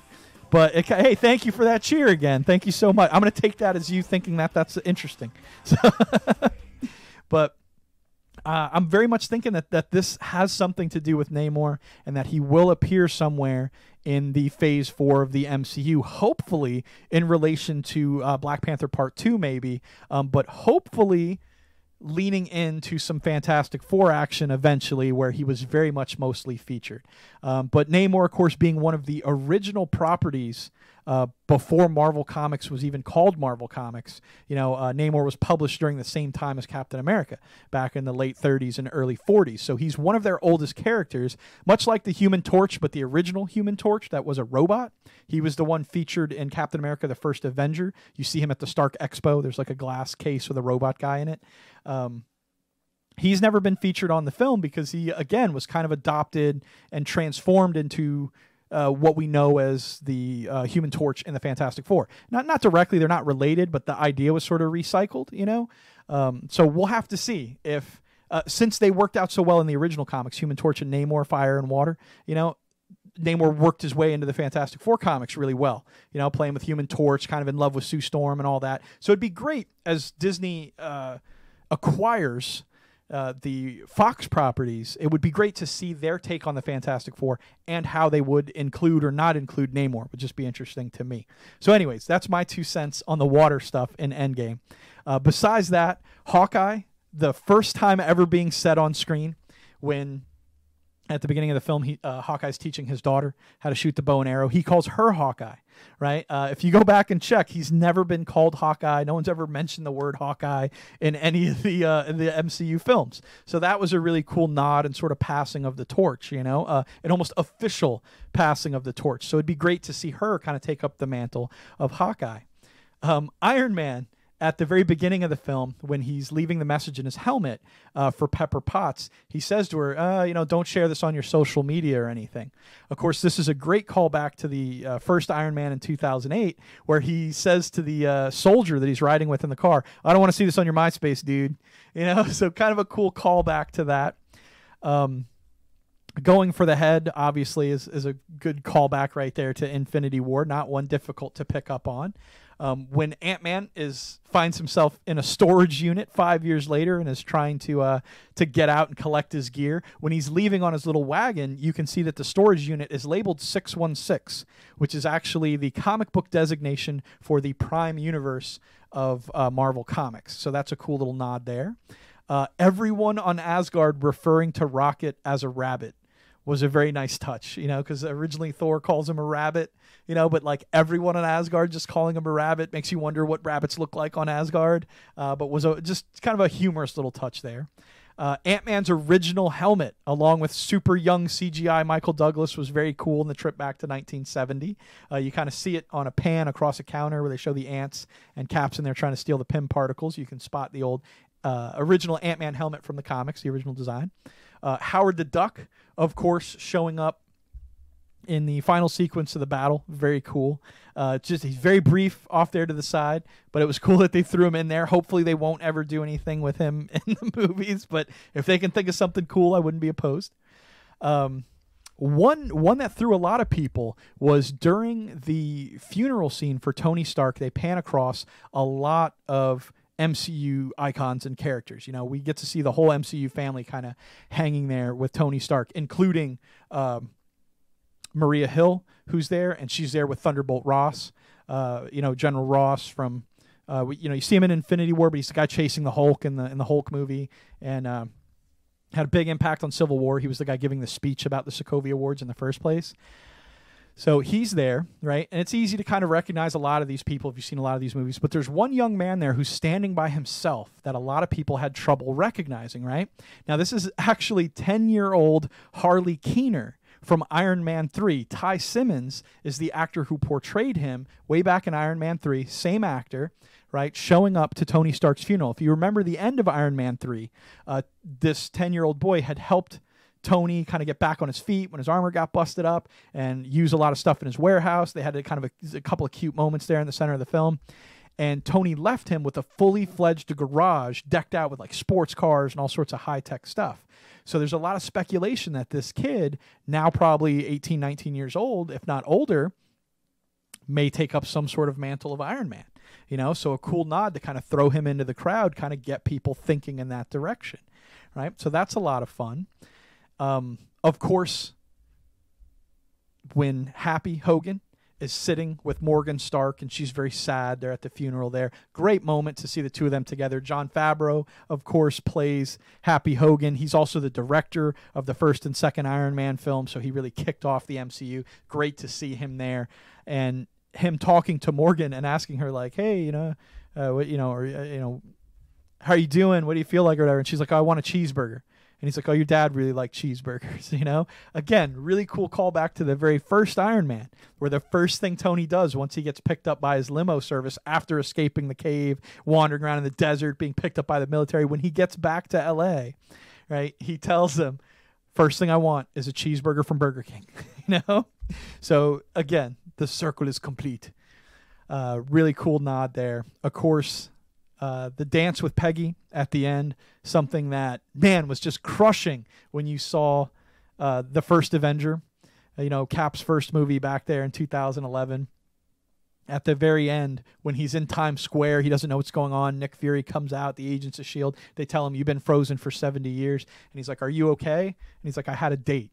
You know, that was his date with Peggy, to have that dance. You know, well, during the scene, they're actually playing the same song that plays when he has his vision in Ultron and is dancing with Peggy Carter. It's the same song that they have in the first Avenger that they listen to at a speakeasy there. So really cool to keep up those small nods and recurring themes throughout the different films, you know. And finally, no coda on the end of this film. No, the Avengers will return. No sneak peek at what's coming next. Now I believe they are running the trailer for Spider-Man Far From Home, but for the first few weeks there in the theaters, as the film rolled its credits and came to an end, we were left with just the clanking of Tony Stark building his original armor from Iron Man 1.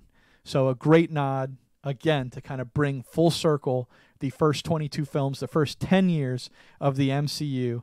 Just great way to kind of part the series.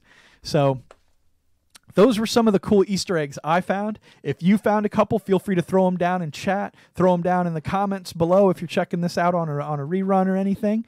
But guys, that's going to wrap it up for me tonight, talking about Avengers Endgame. Absolutely loved the movie. Feel free to hit me up anytime. I'd love to talk to you about it. Hit us up on any social media that you guys would like. But before we completely end the night, what do you say we throw some love out there to one of those beautiful streamers that are our friends? If we got somebody streaming out there, we can throw them a quick little raid, throw them some love, and I will catch you guys Wednesday night, 9 p.m. Eastern Time. We'll be here with our game night, playing some games and having some fun. Probably going to continue rocking some Sea of Thieves this week, but we might play some other special games as well. I'm not 100% sure, but we'll see what happens. Keep up with our social media from the dashboard below, and again, you'll find out more information as it's available. But it should be a super fun time. Otherwise, next week we'll be here Monday night, 9 p.m., rocking it out, having some fun. Senior Bowl will be back, and we will catch you guys then for some more nerdy action here at the Power Hour of Love. Thanks for streaming. Good night. Thank you, Life Reboot. Thanks for hanging out, man. Hanging out in the late night hours. I appreciate that, dude.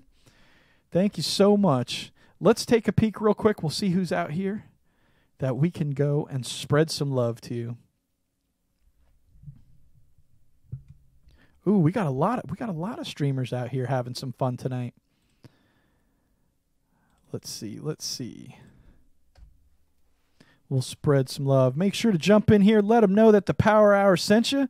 And I think what we're going to do is we're going to head over and we're going to check out Mod Squad playing some Apex Legends. Super fun streamer. He bounced in earlier tonight to say hello. Let's jump back in there and spread some love. Yay, glad I was able to join in. Thank you, Treason. I am glad as well. Thank you so much for coming by. And I'm sorry I missed some of your Fortnite streaming earlier this week. I know you were rocking some of the John Wick stuff. I'm definitely going to have to get out there and check that out because that seems like a super ton of fun. I know John Wick just knocked Avengers out of the top spot of films this weekend. I think it raked in $57 million in its opening weekend there, bumping Avengers down to second place. And it looks like Avengers is going to run out of steam before it takes Avatar on for the *1 grossing movie of all time. So it may not make the make it past Avatar. Yeah, which kind of I'm surprised by that. I thought it could do it. But hey, I guess it is what it is sometimes, right? All right, let's see if we can take a peek over here, get some of my... So let's get some raid action going. All right, guys, we're going to head over and say hello to Mod Squad. Make sure to spread them some love. Let them know the Power Hour sent you. I'll see you guys either Wednesday night or next Monday. But until then, if you got a little bit of love, feel free to spread it. Good night, guys.